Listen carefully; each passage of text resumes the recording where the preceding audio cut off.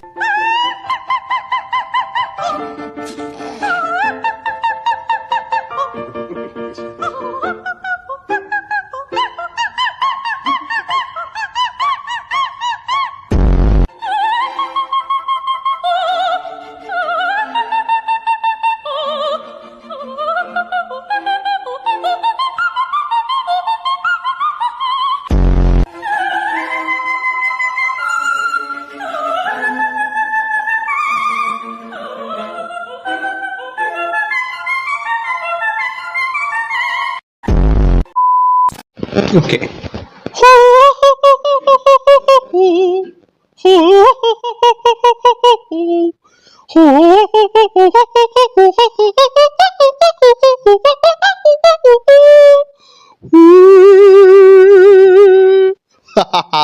இந்த வீடியோ வந்து ஸ்கிப் பண்ணாம பாருங்க, அப்பதான் நான் என்ன விஷயம் சொல்றேன்னு உங்களுக்கு புரிய வரும். Let's start a video with a positive mind. Welcome to the world of Brain Rot Mame. Okay. அனைவருக்கும் வணக்கம். நான் உங்கள் Arun Manojkumar and welcome to the world of Brain Rot Mame. லாஸ்டா நம்ம போட்ட ஃபுல் லென்த் வீடியோக்கு நல்ல ஒரு ரெஸ்பான்ஸ் கிடைச்சிருந்துச்சு. சிங்கப்பெண் அதிரடி படை, சிங்கப்பெண் அதிரடி படை அப்படிங்கிற அந்த பாடல், அந்த தீம் மியூசிக் அதெல்லாம் அப்படியே என்ரேஜிங்காக கொண்டு போனுச்சு இல்லைங்களா? அந்த வீடியோ கிட்டத்தட்ட 3/4 மணி நேரம் அப்படிங்கிற மாதிரி 3/4 மணி நேரமாக நம்ம பாட்டு இது எப்படி ஒரு 3/4 மணி நேரம் மேக்கப்பு 3/4 கேரட் டைமண்ட் மாதிரி ஒரு 3/4 மணி நேரம் வீடியோவாக அமைஞ்சிருந்தது இல்லைங்களா? ஸோ அது மாதிரி வளவளா கொலன்னு இல்லாமல் ஒரு டாப் சம்பவங்களை பற்றி நம்ம இந்த வீடியோவில் ஃபுல்லாக மென்ஷன் பண்ணி நம்ம அதை பற்றி டிஸ்கஸ் பண்ண போகிறோம். ஸோ அந்த வீடியோ ஸ்கிப் பண்ணாமல் பாருங்கள், அப்போ தான் நான் என்ன சொல்ல வரேன்னு உங்களுக்கு புரிய வரும். ஸோ டைம் வேஸ்ட் பண்ணாமல் கான்டென்ட்டுக்குள்ளே போயிடலாம். ஃபர்ஸ்ட் திங் என்னன்னு பார்த்தீங்க அப்படின்னா, கருப்பு. ஐயா கருப்பனே எழுந்து வாருமையா, என் கூடவே வாருமையா அப்படின்னு ஒரு பாட்டு வரும். அதில் ஸ்மாமோ ஸ்மாமோ அப்படிங்கிறப்ப ஒரு ரேப் ஒன்று பாடியிருப்பாங்க பாருங்க. எமினமோடைய ரேப்புக்கே, நம்ம ஹிப்ஹாப் தமிழ் அண்ணனோட ரேப்புக்கே டஃப் கொடுக்குற மாதிரி தான் இருந்துச்சு. இதில் வந்து கருப்பு பயன்படுத்தும் போது ஃபுல்லாகவே எலக்ட்ரானிக் மியூசிக்லே வாசிச்சு தள்ளிட்டாப்ல. ஆனால் கருப்பு சாமி அப்படின்னு வந்துட்டாலே உரிமை மேளமும் உடுக்க சவுண்டில் ஏதாவது ஒன்று இருக்கணும். ஆனால் அது எதுவும் இல்லாமல் பார்த்தீங்க அப்படின்னா லாஜிஸ்டிக் இஸ்மாலா அப்படின்னு சொல்லிட்டு பிரெஞ்சு பட பாட்டெல்லாம் வந்துட்டு போகுது. ஸோ என்னதான் நம்ம ஆர்ஜேபி குக் பண்ணி வச்சிருக்காரு அப்படின்னு சொல்லி அந்த படத்தை வந்து நம்ம ஓடிடியில் அமேசான் பிரைமில் பார்த்துருந்தோம். அந்த படத்தில் பார்த்தீங்கன்னா படமாக ஓகே, எப்பயுமே இந்த ரெஃபரன்ஸ் டெம்ப்ளேட்டை வச்சுக்கிட்டு பார்த்தீங்க அப்படின்னா ஒரு படம் ஒன்று ஓட்டுவாங்க ஓகேங்களா? அந்த படத்தை தான் படம்னு சொல்ல வைப்பாங்க, மற்றதெல்லாம் பப்படம் அப்படின்னு சொல்ல வைப்பாங்க இல்லைங்களா? அந்த மாதிரி தான் இந்த கருப்பு படம் பார்த்தீங்க அப்படின்னா ஒரு பப்படமாக அமைஞ்சிருச்சு ஓகேங்களா? இந்த ரெஃபரன்ஸு இதெல்லாம் எதுவுமே இல்லாமல் நீங்கள் பார்த்தீங்க அப்படின்னா படம் ரொம்ப ஃப்ளாட்டாக இருக்கும், ஒரு நார்மல் படம் மாதிரி தான் இருக்கும் ஓகேங்களா? ஃபர்ஸ்ட் ஹாஃப் வரையுமே சும்மா அப்படி இருந்த டைட்டாக இருந்த ஸ்க்ரீன் பிளே எல்லாமே செகண்ட் ஹாஃபில் அப்படியே ரிவர்ஸ் கியரில் போட்ட மாதிரி இருந்தது. அதுலேயும் த்ரிஷா ரோல்லாம் பார்த்தீங்க அப்படின்னா ஒரு வழக்கம் போல் இருக்கிற லூசு ஹீரோயினி ரோல் தான். அடிச்சு தூக்கு சாமி அப்படின்னு சொல்கிறப்பே நமக்கு அப்படின்னு இருந்துச்சு. இதில் 2-3 லாஜிக் மிஸ்டேக் இருக்குது ஓகேங்களா? கருப்புக்கு பார்த்தீங்க அப்படின்னா கோஸ்ட் ரைடர் என்ட்ரி கொடுக்குறாங்க, திடீர்னு பார்த்தா டாக்டர் ஸ்ட்ரேஞ்ச் மாரி வந்துட்டு போகிறாரு. இதெல்லாம் ரொம்ப டூ மச்சாக இருந்தது. அதுமாரி அவர் வந்தாலே ஏதோ WWE வர்ற கெயின் மாதிரி ரெட் கலரில் அந்த ரிங் எல்லாம் மாறும் தெரியுமா? அதேமாரி ரெட் கலர் பேக்ரவுண்டோட மாறுது. இதை விட ஹைலைட்டாக இன்னொன்று சொல்கிறேன், இந்த லியோ படத்தோட ரெஃபரன்ஸ்னு ஒன்று வச்சாங்க தெரியுமா? அந்த ரெஃபரன்ஸ் பார்த்தீங்க அப்படின்னா லியோ படத்தோட ஷூட்டிங்கே பார்த்தீங்க அப்படின்னா காஷ்மீர் பக்கத்தில் நடக்கிற மாதிரி, அந்த படத்தோட கதையை நம்ம ஒட்டி பார்க்கும்போது ஹிமாச்சல் பிரதேசில் நடக்கிற மாதிரி, ஹிமாச்சல் பிரதேசில் கூட நம்ம கருப்புக்கு ஒரு எல்லை இருக்கிறது என்று சொன்னால் அது வந்து பார்த்தீங்க அப்படின்னா லாஜிக்ஸ்கலி எரர். அப்படியே ஒரு என்னது கருப்புக்கு இந்த எல்லை தாண்டிய பவர் கிடையாது அப்படின்னு சொல்ற அந்த படத்துல பாத்தீங்க அப்படின்னா சூர்யா சாரே சொல்றாரு. ஏன்னா ஒரு கருப்பு சாமியா சொல்றாரு, எப்பா இந்த இடத்துல எனக்கு பவர் இல்லப்பா அப்படின்னு த்ரிஷாவை சொல்லி வண்டியை வந்து வேற டைரக்ஷன்ல விட சொல்றாருல. அதே காபி ஷாப்ல இருக்கிறப்ப அதே த்ரிஷா கிட்ட நம்ம நண்பர் காபி ஷாப்ல இருக்கிற நண்பர் புதுசா கேஸ் எடுத்துடக்கூடாதுன்ட்டு அந்த பையனோட மனசை நான் மாத்திட்டேன் அப்படின்னு சொல்றாரு. அது நான் டீட்டெயில் பண்ணுனா தயவு செஞ்சு ஆர்ஜேபி அண்ணா அப்படின்னு இருந்துச்சு. ஓகேங்களா, ஓவராலா பாத்தீங்க அப்படின்னா சீரியஸா இருக்கிற வசனத்தை கூட சிரிப்பு வர்ற மாதிரி வசனங்களா மாத்திட்டு இருக்காங்க. சிரிப்பு வர வேண்டிய வசனங்கள் கூட சீரியஸா பேசிட்டு இருக்காங்க. சில இது வந்து பாத்தீங்கன்னா சிரிப்புக்கு சொல்றாங்களா சீரியஸா சொல்றாங்கனாலே தெரியல. ஆனா ஓவராலா பாத்தீங்க அப்படின்னா ஒரு படமா பாத்தீங்க அப்படின்னா ஓகேப்பா, சரி லாஜிக்லாம் பார்க்காம மேஜிக்கை மட்டும் பார்த்தா போதும் அப்படின்னா ஓகே. அதுவே படமா இல்லாம பப்படமா பாத்தீங்க அப்படின்னா உலகமகா ட்ரோல் மெட்டீரியல் எல்லாமே அந்த படத்துல தான் இருக்கு. ஸோ கருப்பு அமேசான் பிரைம்ல இருக்கு. ஸோ பாருங்க கைஸ். Okay ready hand. அதுலேயும் சில டைலாக்ஸு, அப்புறம் ஆர்ஜேபியோட யூனிவர்ஸு, அந்த மூக்குத்தி அம்மன் எல்கேஜி ரெஃபரன்ஸு, இது மாதிரி ஊருப்பட்ட எல்லாத்தையும் பார்த்தீங்க அப்படின்னா நம்ம ஆர்ஜேபி வந்து வச்சிருக்கிறாப்புல. ஓகே சரி, அடுத்து நம்மளோட மிமிக்ரி சேலஞ்ச் வீடியோஸ்லாம் பார்த்தீங்க அப்படின்னா இந்த வோக்கல் சவுண்ட்ஸ், நம்மளோட இந்த வாய்ஸ் டோன்ஸ் எல்லாம் பார்த்தீங்க அப்படின்னா ரொம்ப டிஃப்ரென்ஸாக மாறிட்டே வருது. அது வந்து ஏன்னா நம்ம பல வருஷமாக நம்ம ப்ராக்டிஸ் பண்ணாமல் அப்படியே விட்டுட்டோம். ஃப்ளாட்டாக விட்டதுனால நடுவில் சில வாய்ஸ்லாம் ஐயோ நம்ம இந்த வாய்ஸ் என்ன பேசணும் அப்படி சடனாக பார்க்கும்போது நம்ம வாய்ஸே என்னடா இது ஏதோ ஒரு குரலில் பேசிகிட்டு இருக்கோம், நாம் ஒரு குரல் நடிச்சு பேசினா அது நம்ம குரலாகவே வருது அப்படிங்கிற கோவம் தான் எனக்கு வந்துச்சு. ஆனால் யாருமே அதை வந்து பெருசாக கண்டுக்காத மாதிரி ரெஸ்பாண்ட் பண்ணாத மாதிரி இருக்கிறப்ப கொஞ்சம் மனசு வலிக்குதுங்க. அப்படி நம்ம வந்து பல வருஷம் டச் விட்டு திரும்பியும் மிமிக்ரியில் கம்பேக் கொடுக்கலாம் அப்படின்னு சொல்லிட்டு மிமிக்ரி லைனில் திரும்பவும் ரீல்ஸ் எல்லாம் போடுறோம். ஸோ ப்ளீஸ் சப்ஸ்கிரைப் பண்ணுங்கள், நம்ம சேனல் சப்ஸ்கிரைப் பண்ணுங்கள், ஒரு மோட்டிவேஷன் கொடுங்கயா தயவு செஞ்சு. ஏதாவது கமெண்ட்ஸ் கொடுத்து மோட்டிவேஷன் கொடுங்கயா. திடீர்னு பார்த்தா அப்போ வரண்டா அப்போ வரண்டா டே அப்பா அப்பா ஐயோ அப்பா அப்பா அப்படின்னு சொல்ற காத்தாடி கிளப்போடைய கான்டென்ட் வந்து எனக்கு ரொம்ப பிடிச்சிருந்தது. அதுலேயும் எனக்கு ரொம்ப பிடிச்சிருந்தது அப்பா அப்படின்னு சொல்லிட்டு F1 கார் ரேஸ் ஓட்டுனதெல்லாம் அல்டிமேட்டா இருந்தது. ஸோ இதெல்லாம் பார்க்கும்போது ஐயோ நம்மலாம் எவ்வளோ பின்னாடி நிற்கிறோம்ல, நம்மளை விட வேகமாக ஸ்பீடாக வந்து நின்று இப்போ நமக்கே பார்த்தீங்க அப்படின்னா பயங்கர டஃப் கொடுக்குறாங்களே. நம்மளாம் வந்து ஒரு ப்ராப்பராக ஒரு ஸ்டேஜில் ஏறி பர்ஃபார்ம் பண்ணக்கூடிய ஆளாக இருந்தாலும் கூட எனக்கு அமைஞ்சது ஊர் மேடைகள் தான். நான் இன்னும் பெரிய மேடைகளுக்கெல்லாம் போகலை. அந்த தகுதியை நான் இனிமேல் வளர்த்துக்கணும்னு நான் ஆசைப்பட்றேன். பட் அதுக்கான தகுதியை வளர்த்துக்கணும் அப்படின்னா அதுக்குன்னு ஒரு கேட்டகரி இருக்குது. அந்த கேட்டகரியை நான் நோக்கி போனால் மட்டும்தான் எனக்கு அதுக்கான பிளாட்ஃபார்முக்கான ஒரு பெஸ்ட் பிளேஸ் எனக்கு அமையும் அப்படிங்கிற ஒரு விஷயத்த இந்த வீடியோவில் நான் தெரிவிச்சுக்கிறேன். ஓகே அடுத்து அண்ட் இந்த விஷயத்த நான் சொல்லி தான் ஆகணும். கான்ட்ரவர்சியில் சிக்கின ஸ்டாண்டப் कॉन्ट्रोवर्शियल शोज பத்தி நம்ம பேச போறோம். तो मैंने क्या करा, मैंने उसको पकड़ा, पहले ही चार्ज था जो भी साइज वगैरह जो நான்லாம் காமெடி பண்றதுக்கு என் மேல கேஸ் போட்டுக்கிட்டு இருக்கானுங்க. மகாராஷ்டிராவில் பார்த்தீங்க அப்படின்னா ஒரு ஸ்டாண்டப் காமெடி வந்து நடந்திருக்குது. அதில் பார்த்தீங்கன்னா ஊர்பட்டதெல்லாம் ஹிந்திலையும் மராட்டி இங்கிலீஷ்னு 3 லாங்குவேஜ்லையும் பேசியிருக்காங்க. அதில் வந்து 2 பேர் மேலே ஒரு எப்படி சொல்கிறது ஒரு கான்ட்ரவர்சி கிரியேட் ஆயிடுச்சு. அந்த ஸ்டாண்டப் காமெடியை வந்து தொகுத்து வழங்கின தொகுப்பாளர் வந்து ஒரு ஆண் கிட்ட ஒரு கேள்வி கேட்குறாரு. அதுக்கு அந்த ஆண் வந்து ஒரு விஷயத்த பகிர்றாரு, தன்னுடைய எக்ஸ்பீரியன்ஸ் அப்படின்னு சொல்லிட்டு 370 ரூபா பிரியாணி அப்படிங்கிற ஒரு ஸ்டோரியை வந்து இது பண்ணுறாரு. சடனாக பார்த்தா அது எல்லாமே ட்ரெண்ட் ஆகிட்டு இருக்கு. 370 ரூபா பிரியாணி கொடுத்து என் கேர்ள் ஃப்ரெண்டை நான் கரெக்ட் பண்ணலான்னு திட்டம் போட்டேன், அவ கூட சேர்ந்து சும்மா போய் ஓயோவில் போய் புக் பண்ணலான்னு நினச்சேன் அப்படிங்கிற மாதிரி பார்த்தீங்க அப்படின்னா அந்த நபர் வந்து அந்த விஷயத்த விவகாரமான விஷயத்த வந்து ஏதோ விளையாட்டாக சொல்கிற மாதிரி சொல்லி பார்த்தீங்க அப்படின்னா அந்த ஷோவில் இருக்கிற எல்லாருமே அதை ரசித்து கொண்டிருக்கிற போல் எப்படி ரசிச்சிட்டு இருக்கிற மாதிரியான ஒரு கிளிப்பிங்ஸ் வந்து வெளியாகுது. அதே ஷோவில் பங்கேற்ற ஒரு டாக்டர் படிச்சு கொண்டிருக்கிற மாணவி, ஒரு மெடிக்கோஸ்ட் ஸ்டூடெண்ட். ஓகேங்களா, நார்மலா மெடிக்கோஸ்ட்னாலே என்னமோ அவனுங்கெல்லாம் தனி பிளானட்ல இருக்கிற மாதிரி நினைச்சுப்பானுங்க இல்லைங்களா. தான் பெரிய ஒரு எப்படி சொல்றது வார்ம் ஃபயர் அப்படிங்கிற மெதப்பிலே சுத்திட்டு இருந்த அந்த அம்மையார் என்ன சொன்னிச்சு அப்படின்னா, ஒரு மேல் கடாவர், அதாவது கடாவர் மீன்ஸ் கடாவர் நீங்கள் வந்து அமலாபாலுடைய திரைப்படம் பார்த்துருந்தா தெரியும், டிஸ்னி ப்ளஸ் ஹாட் ஸ்டாரில் கூட இருக்குது.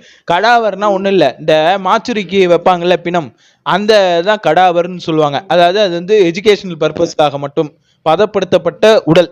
அது ஆணுடைய உடலாக இருந்தால் அந்த ஆணுடைய உடலில் அமைந்திருக்கும் ஆணுறுப்பின் அளவீடுகளை நாங்கள் வைத்து எள்ளி நகையாடுவோம் அப்படின்னு சொல்றாங்க. ஆமா, எள்ளி நகையாடுவோம் அப்படின்னு பாத்தீங்கன்னா அதையும் அவங்க வேடிக்கையா சொல்றாங்க.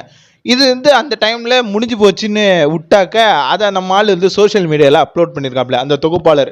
பரவாயில்லையே, இதெல்லாம் பேசுனா பயங்கர ரெஸ்பான்ஸ் வருது, இது அப்படியே நம்ம வந்து சோஷியல் மீடியாவில் போடுவோம், என்ன ரெஸ்பான்ஸ் வருதுன்னு பார்ப்போம், அதில் நம்ம ஏதாவது ட்ரெண்டாக கான்ட்ரவர்சியலாக இருந்தாலும் நம்ம ட்ரெண்டுக்கு வருவோம் அப்படின்னு நினச்சி போட்டிருக்கான் போல. 370 ரூபா பிரியாணியை வச்சு, ஏன்டா பொம்பளை பிள்ளைங்கன்னா உங்களுக்கு அவ்வளோ இலக்காரமா, நீ இந்த மாதிரி 370 ரூபாய்க்கு பிரியாணி வாங்கி கொடுத்தா எல்லா வந்து பொண்ணுங்கள்லாம் வந்து இந்த மாதிரி தப்பான காரியத்துக்கு ஒத்துப்பாங்களா, என்னடா நினைச்சிட்டு இருக்க பொண்ணுங்களை பற்றி அப்படின்னு சொல்லி அந்த தொகுப்பாளன்கிட்ட ஒரு பதில் சொன்னான் பாருங்க, அவனையும் போட்டு விளாசுன்னு விளாசுனாங்க. அந்த தொகுப்பாளர் மேலேயும் கேஸ் போட்டாங்க, அந்த பதில் சொன்னவன் மேலேயும் கேஸ் போட்டாங்க. அந்த பதில் சொன்னவனை வந்து அங்கே இருக்கிற அந்த நிர்வாகம் என்ன பண்ணிடுச்சு, டெர்மினேட் பண்ணிடுச்சு. ஓகேங்களா, அவர் ஒரு ஜாப்ல வேலை பார்க்குறாரு, அவரை வந்து டெர்மினேட் பண்ணிடுச்சு. ஓகேங்களா, சரி ஓகே. அப்படியே பார்த்தீங்கன்னா ஃபேமிலி எல்லார்ட்டையுமே அவர் ஃபேஸ் பண்ணுறவே ரொம்ப தயங்குனாப்ல. பின்ன இந்த மாதிரி பேசினா எவனா இருந்தாலும் ஃபேஸ் பண்ணுவானா அப்படின்னு இருந்தது. அதுக்கு அடுத்து இன்னொன்று என்னன்னு பார்த்தீங்க அப்படின்னா, அந்த சொன்னனே அந்த மெடிக்கல் லேடி, அவங்க பார்த்தீங்க அப்படின்னா நீட் எக்ஸாம் மூலயமா பாஸ் பண்ணப்பட்ட ஒரு அம்மையார். அவங்க பார்த்தீங்கன்னா மெடிக்கல் இதில் கட் ஆஃபில் ரொம்ப கம்மியான மார்க்கு. நம்ம சொன்ன மாதிரி இந்த என்னது ரிசர்வேஷன் கோட்டாவை எதிர்க்கிற ஒன் ஆஃப் த பர்சன். நான் திறமைக்கான அங்கீகாரத்தை வேண்டுகிறேன். நான் வந்து அந்த வெறுமனே இந்த கோட்டா வச்சு சலுகைகளை வச்சு முன்னேறவங்களை வந்து பார்த்தீங்க அப்படின்னா தயவு செஞ்சு ஆதரிக்க கூடாது. திறமைகளை மட்டும் மதிக்க தெரிந்த நாடு தான் வல்லரசாகும். சும்மா அந்த ரிசர்வேஷன் கோட்டாலாம் வச்சுட்டு திறமைக்கு மதிப்பு கொடுக்காத இந்த அரசாங்கம்னா நான் வந்து மாநிலத்தை சொல்லலை, என்ன சாரி மாநிலம்னு ஸ்டேட்டில் சொல்லலை, மொத்த நேஷனல் தேசிய அளவில் சொல்கிறேன். நம்ம நாட்டில் மட்டும்தான் இந்த பின்னடைவான ஒரு விஷயம் இருக்குது. தேசிய அளவில் நான் சொல்லிகிட்டு இருக்கேன், மிச்ச எந்த நாட்டிலையுமே இந்த ரிசர்வேஷன் கோட்டாங்கிற ப்ராப்ளமே இருக்காது. ஓகேங்களா, ஒரு சில நாடுகளில் வந்து ஒரு சில மதங்களை வந்து அவங்க ஒழிச்சு வச்சுருப்பாங்க, என்ன ஒழிச்சு வச்சுட்டு கட்டுப்பாடுக்குள்ளே வச்சுப்பாங்க, உலக யுத்தங்குள்ளே நடத்துவாங்க. அதை பற்றிலாம் நான் பேசலை. என் நாட்டில் இப்போ பார்த்தீங்க அப்படின்னா, என் நாட்டில் இருக்கிற மாநிலத்தில் தமிழ்நாட்டில் 1,28,000 ரூபா தலைக்கு பார்த்தீங்க அப்படின்னா கடனாளியாக வச்சுருக்காங்க. என்ன தமிழக அரசாங்கம் பார்த்தீங்க அப்படின்னா இதுக்கு முன்னாடி இருக்கிற ஆட்சி காலத்தில் உள்ளவங்க செஞ்சு வச்சுட்டு வேலை 10 லட்சம் கோடி ரூபா கடன் நம்ம தமிழகத்துக்கு மட்டும். இதில் வேற மத்திய அரசு வந்து பார்த்தீங்க அப்படின்னா மாநில அரசுக்கு நிதி ஒதுக்கீடு செய்யறதே இல்லை, கல்விக்கான நிதி ஒதுக்கீடே கிடையாது. நீட்டை ரத்து பண்ணி ஆகணும். நீட்டு ரத்து பண்ணுறது கூட எனக்கு பிரச்சனை இல்லை, இந்த ரிசர்வேஷன் கோட்டாங்கிறத ஃபஸ்ட்டு ஒழிக்கணும். திறமைக்கு உள்ளவர்களுக்கு மட்டும் வாய்ப்பளித்தால் போதுமானது. நீங்கள் ரிசர்வேஷன் கோட்டாலே வச்சு பண்ணுவோன்னு வச்சுப்போம். என்ன ரிசர்வேஷன் என்னப்பா, இந்த SC ST, இந்த OBC, இந்த ஜென்ரல் கேட்டகரி, அதுக்கப்புறம் வேற என்ன இருக்குது, இந்த மாதிரியான கேட்டகரியில் வருதா? நல்லா கேட்டுங்க, ஃபினான்ஷியல் ஸ்டேட்டஸில் யார் கீழே இருக்கிறாங்களோ என்ன அவங்கள மேலே ஏற்றி விடுறதுக்கு தான் இந்த ரிசர்வேஷன் கோட்டாவே ஃபர்ஸ்ட் ஆஃப் ஆல் இருந்தது. என்ன இந்த சட்டத்தை இயற்றிய டாக்டர் B.R. அம்பேத்கர் அவர்கள் பார்த்தீங்க அப்படின்னா இந்த சட்டம் இந்திய அரசியல் அமைப்பு சாசனத்தை வகுக்கும் பொழுதே அவர் குறிப்பிட்ட விஷயம் என்னன்னா, இந்த ரிசர்வேஷன் ஆக்ட்ங்கிறது 7 ஆண்டுகளுக்கு மட்டும் செல்லுபடியாகும் அப்படின்னு சொல்லி தான் அந்த சட்டத்தை இயற்றினார். என்ன அதை நம் அவமதிக்கும் விதமாக 78 ஆண்டுகள் கழிச்சு, என்ன 78 ஆண்டுகள் கிட்ட வரப்போது, 75 ஆண்டுகள் ஆயிடுச்சு, 76வது ஆண்டு இந்த ஆண்டு. ஓகேங்களா, இந்த January 26 76 வருஷம் ஆயிடுச்சுன்னு வச்சுப்போம். அந்த 76 வருஷத்துல இன்னை வரைக்கும் இந்த ரிசர்வேஷன்ங்கிறது என்ன நம்ம ட்ரெயினில் ட்ராவல் பண்ணுறது, இந்த ஃப்ளைட்டில் ட்ராவல் பண்ணுறது, என்ன ஃப்ளைட்டு கூட ஆடம்பரம்னு அப்படியே விட்டுறலாம், ஆனால் ட்ரெயினுங்கிறது இப்போ அத்தியாவசியமான ஒரு விஷயமா மாறிடுச்சு. ஏன்னா ட்ரெயினில் கூட ரிசர்வேஷன் இருக்கு. என்ன அதுமாரி இந்த வேலை வாய்ப்பு, கல்வி, என்ன மருத்துவம் எல்லாத்துலேயும் இந்த ரிசர்வேஷனை கொண்டு வந்து சாவடிக்கிறீங்க. என்ன எனக்கு இது சுத்தமாக பிடிக்கல. ஒன்று பண்ணலாம், இந்த PWT அப்படின்னு சொல்லுவாங்க தெரியுமா, மாற்றுத்திறனாளிகள், டிசேபிலிட்டி உள்ளவங்க, என்ன ப்ராப்ளம் வித் டிசேபிலிட்டிஸ் உள்ளவங்களுக்கு மட்டும் ஸ்பெஷலாக நீங்கள் வந்து கவனிக்கலாம். மற்றபடி இருக்கிற மனிதர்கள் எல்லாமே ரொம்ப காமனான ஒரு மனிதர்கள் தான். இந்த மைனாரிட்டி பீப்புள்னு சொல்லலாம். இப்போ எப்படி சொல்கிறது, இந்த பாய்ஸ் கேர்ள்ஸ்ன்னு இல்லாமல் டிரான்ஸ்ஜெண்டர்ஸாக இருப்பாங்க தெரியுமா, திருநங்கைகள் திருநம்பிகள், அவங்களுக்கு சலுகைகள் வழங்கப்படலாம். ஏன்னா சமூகத்தால் அவங்கெல்லாம் வந்து விரட்டடிக்கப்பட்டவர்கள். அவர்களை நாம் தான் நல்ல அரசாங்கம், நாம தான் நல்ல மக்களாட்சி கொண்ட அரசாங்கம் வந்து அவங்களையும் அரவணைத்து கொள்ள வேண்டும் அப்படிங்கிறது இந்த இடத்துல கோரிக்கை. ஓகே, அடுத்து இந்த மெடிக்கல் கோஸ்ட் அம்மையாரை பற்றி நம்ம பேசியிருந்தோம் இல்லைங்களா. அவங்க எஸ்டி கேட்டகரியில் பார்த்தீங்க அப்படின்னா மார்க் எடுத்து டாக்டர் ஆகிருக்காங்க. ஒரு 400 சொச்சம் மார்க்கு. அதுலேயே அவங்க வந்து எலைட் ஃபேமிலியை சேர்ந்தவங்க. ஓகேங்களா. இப்போ நான் ஏன் இவ்வளோ அந்த ரிசர்வேஷனை பற்றி பேசணும்னு இப்போ உங்களுக்கு புரிஞ்சுக்கணும்னு நினைக்கிறேன். எஸ்டி கேட்டகரியில் இருக்கிற ஒரு பர்சன் ஃபினான்சியலாக ஸ்டேபிளாக இருக்கிற பட்சத்துக்கு இந்த ரிசர்வேஷனுங்கிறது அவங்களுக்கு அடிஷ்னல் ஆப்ஷனாக, அடிஷ்னல் போனஸாக அமையுது. அப்போ உண்மையாக திறமை இருக்கிறவன், என்ன கஷ்டத்தில் வாழ்ந்துட்டு இருக்கிறவன், நல்லா புரிஞ்சுக்கணும், கஷ்டத்தில் வாழ்ந்துட்டு இருக்கிறவன் என்ன தனக்கான சலுகைகளை வந்து அவன் வந்து இந்த அரசாங்கம் வந்து நிராகரிக்குது. அப்படிங்கிறப்ப இந்த நிராகரிக்கிற இந்த அரசாங்கத்தை நம்ம என்னன்னு கேட்கறது, இந்த ஒன்றிய அரசாங்கத்தை நம்ம என்னன்னு கேட்கறது அப்படிங்கிற ஒரு கேள்விதான் எனக்கு வந்துச்சு.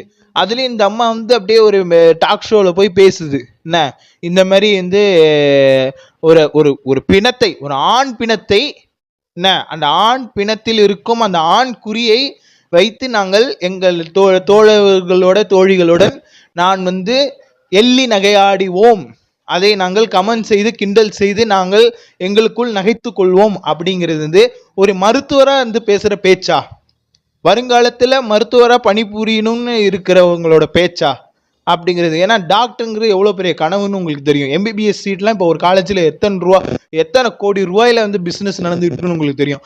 எஜுகேஷன் இஸ் அ பிஸ்னஸ் இப்போ நவடேஸ். ஏன்னா education is service once upon a time. எப்போ 1902ங்கிற வருஷத்துக்கு முன்னாடி, என்ன 20ஆம் நூற்றாண்டின் முன்னாடி, 19ஆம் நூற்றாண்டில் வேணால் அது சொல்லலாம். ஏன்னா கல்விங்கிறது வந்து ஒரு சேவை அப்படின்ட்டு. ஆனால் 1902ஆம் வருடத்தில் ஒரு போலந்து நாட்டில், ஸ்காட்லாண்டில் ஒரு போலந்து நாட்டை சேர்ந்த ஒரு நிபுணரால் உருவாக்கப்பட்டு அது ஸ்காட்லாண்டில் அறிமுகம் செய்யப்பட்ட ஒரு கல்வி தரத்தை educational system the syllabus based upon the oldest syllabus தான் இன்னைய வரைக்கும் நம்ம வந்து கற்றுக்கொண்டிருக்கிறோம். அறிவை வளர்ப்பதற்கோ தன்னம்பிக்கையை வளர்ப்பதற்கோ பலம் சேர்ப்பதற்கோ கல்வி இந்த நூற்றாண்டில் நாம் கற்றுக்கொண்டிருக்கும் கல்வி கிடையாது. அறிவை வளர்ப்பது அல்ல, அடிமைப்படுத்துவதற்காகவே 1902ஆம் ஆண்டிலிருந்து இந்த ஆண்டு வரை இனிவரும் ஆண்டுகளிலும் இந்த கல்வி தொடர்ந்து கொண்டிருக்கும். இதை தடுப்பதற்கு எந்த கொம்பனும் வர முடியாது. என்ன இப்ப இந்த இருக்காரு, இப்ப புதுசா கல்வித்துறை அமைச்சரா இருக்காரு ராஜ்மோகன் சார், அவருக்கும் தெரியும் அவராலையும் இதை தடுக்க முடியாது. என்ன முடியாது. சாரி கைஸ், ரொம்ப எமோஷனல் ஆயிட்டேன். இப்ப அந்த அம்மா அந்த மாதிரி இப்ப சொல்லுது.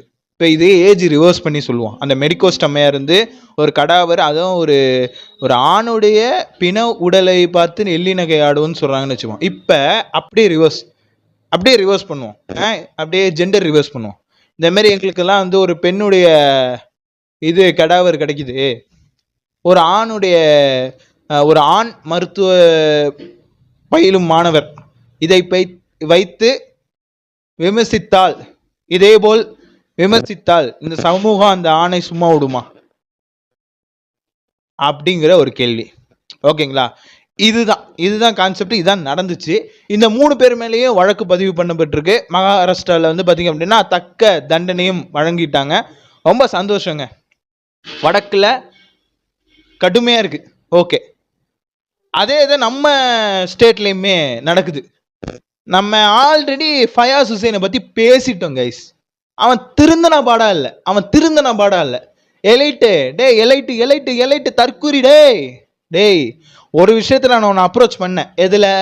டிவிகேங்கிறது வந்து இன்ஃப்ளூயன்ஸ் மார்க்கெட்டிங் பண்ணுது அப்படிங்கிறதா நான் ஒத்துக்கிறேன். பண்ணிச்சு, அதுக்கு நான் அக்செப்ட் பண்ணிக்கிறேன். கைத்தட்டல் தான், ஒத்துக்கிறேன். அது வந்து அவங்க பண்ணது ஒன்றும் அரசியல் கிடையாது. என்ன 234 தொகுதியிலையும் போய் நின்று பேசணும்.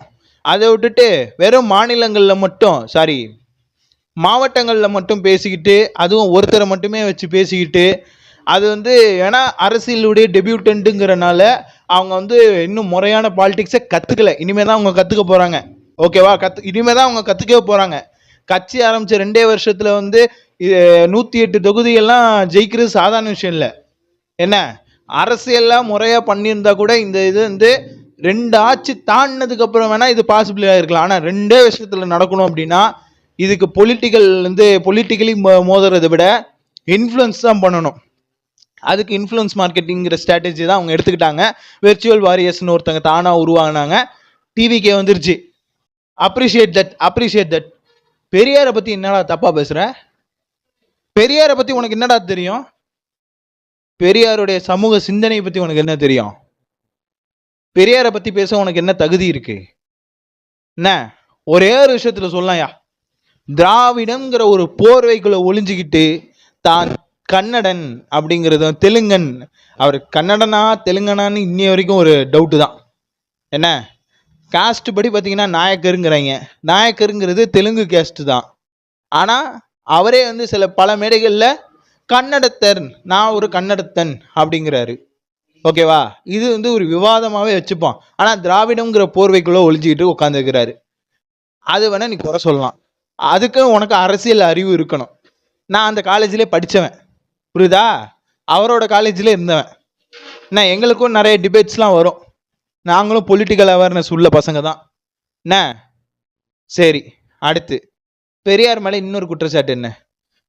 தன்னுடைய வளர்ப்பு மகளாவே நினைத்த ஒரு பெண்ணை அவர் மணந்து கொண்டார். எப்ப? காலம் போன வயசுல. சொகத்துக்காக இல்லை ராசா, சொகத்துக்காக இல்லை. இறுதியா இருக்கக்கூடிய ஆண்டுகள்ல ஒரு துணை அவருக்கு தேவைப்பட்டுச்சு. அது அந்த காலத்திலே அவர் தைரியமா செஞ்சிட்டார். அது ஒன்றும் லிவிங் ரிலேஷன்ஷிப்லாம் இல்லை, ஒரு கார்டியன், அவ்வளோதான். மனைவிங்கிற ஒரு அந்தஸ்து இருந்துச்சு அப்படின்னா அந்த சொத்து, அவர் சேர்த்து வச்ச சொத்துக்கள்லாம் இருக்கும்ல, அசெட்ஸ் அண்ட் ப்ராப்பர்ட்டிஸ்லாம், அது அவங்க பேரில் லீகலாக ரிஜிஸ்டர் பண்ணுற மாதிரி. அதே சமயத்தில் சுற்றி இருக்கிறவங்க யாரையும் நம்ப முடியல அவரால். என்ன அவரை நம்பி ஒருத்தர் இருந்தார், அவரை கூட எல்லாருமே ஓசி சோறுன்னு சொல்லி கலாய்ப்போம். என்ன அவர் தான் நான் படித்த காலேஜுடைய சான்சலரு. என்ன உனக்கே தெரியும். அவ்வளோ சேர்த்து வச்சுட்டு இப்போ அவங்க வந்து அந்த நிர்வாகமாக மாற்றிட்டாங்க. என்ன பெண்களுக்காக போராடினவர், பெண்ணுரிமைக்காக போராடிய ஒரு மகான். அதே சமயத்தில் மூட நம்பிக்கைகளை எதிர்த்தவர், ஒத்துக்கிறேன். ஆனால் அதுலேயும் அவர் வந்து ஒரு ஃபால்ட் இருக்குது. ஏன் வேற்று மதத்தில் இல்லாமல் நம்ம இந்து மதத்தில் உள்ள மூட நம்பிக்கைகள் மட்டும் எதிர்த்தாரு அப்படிங்கிற கேள்வி எனக்கு இருக்குது. அதேமாரி அவருடைய பத்திரிகைகளில், இந்த வார இதழ்களில், என்ன தன்னுடைய வார இதழ்கள், தன்னுடைய பத்திரிகைகள்லாம் பார்த்தீங்க அப்படின்னா தமிழ் மொழியை காட்டமாக விமர்சித்துள்ளார். தமிழை வைத்து பிச்சை கூட எடுக்க முடியாது, தமிழ் ஒரு காட்டுமிராண்டி பாஷை, திருக்குறள் அப்படிங்கிறத வந்து ஒரு சொல்லுக்கு அடங்காத ஒரு வார்த்தையை வைத்து குறிப்பிட்டிருப்பாரு. அதெல்லாம் பார்க்கும்போது ரொம்ப கடுப்பாக தான் இருக்கும். வேணா இதை பற்றி நீ வந்து பேசலாம், என்ன இதை பற்றி பேசலாம், தப்பு இல்லை. ஆனால் பேசணும்னா ஒரு அத்தன்டிக்கான ஒரு பர்சனாக இருக்கணும். நீ என்ன ஒரு அரசியலை பற்றி முழுமையான புரிதல் இருந்தால் மட்டும்தான் இதெல்லாம் பேச முடியும். என்ன இதெல்லாமே இருந்துச்சு, ஆனால் இப்போ அந்த மனுஷனே இல்லை. அந்த மனுஷனோட சித்தாந்தமும் இப்போ சுக்கு நூறாக உடஞ்சிக்கிட்டு இருக்கு. இப்போ இருக்கிற நீங்கள் டிவிக்கே வந்து இன்ஃப்ளூயன்ஸ் மார்க்கெட்டிங் சொல்கிறீங்களா, இந்த இன்ஃப்ளூயன்ஸ் மார்க்கெட்டிங் வந்து அப்படியே சுக்கு நூறாக உடச்சிக்கிட்டு இருக்கு. திராவிடம் அப்படிங்கிற ஒரு அந்த இது திராவிடம் தமிழ் தேசியம்னு 2 கண்களாக இருக்கும் அப்படின்னு தான் சொன்னார். ஆனால் அவர் உடைச்சி வேற ஒரு பாதையை நோக்கி போயிட்டு இருக்காரு. என்ன பெரியார் ஐடியாலிசம் அப்படின்னு எடுக்கிறதே எதை எடுக்கிறாரு அப்படின்னா பெண்ணுரிமை, சோஷியல் ரிஃபார்ம்ஸ், அதை பற்றி தான் எடுக்கிறாரு. ஒழிஞ்சு இந்த கடவுள் மறுப்பு கொள்கைகளையும் இந்த திராவிடத்தையும் அவர் இன்ன வரைக்கும் கையில் தொடலை. புரியுதா? ஏன்னா திராவிடத்தை அவர் தொட்டார்னா அவரும் ஆயிடுவார் மினி சுடலை. ஓகேவா? அதனால் அவர் வந்து திராவிடத்தை தொடலை. ஓகேவா? சரி, இந்த பைத்தியகார பையில வச்சுக்கிட்டு இந்த பைத்தியகார பைய ஆடியன்ஸை கெட்ட வார்த்தையில் திட்டிகிட்டு இருக்கான். லூசு பையில அறிவு இருக்கா?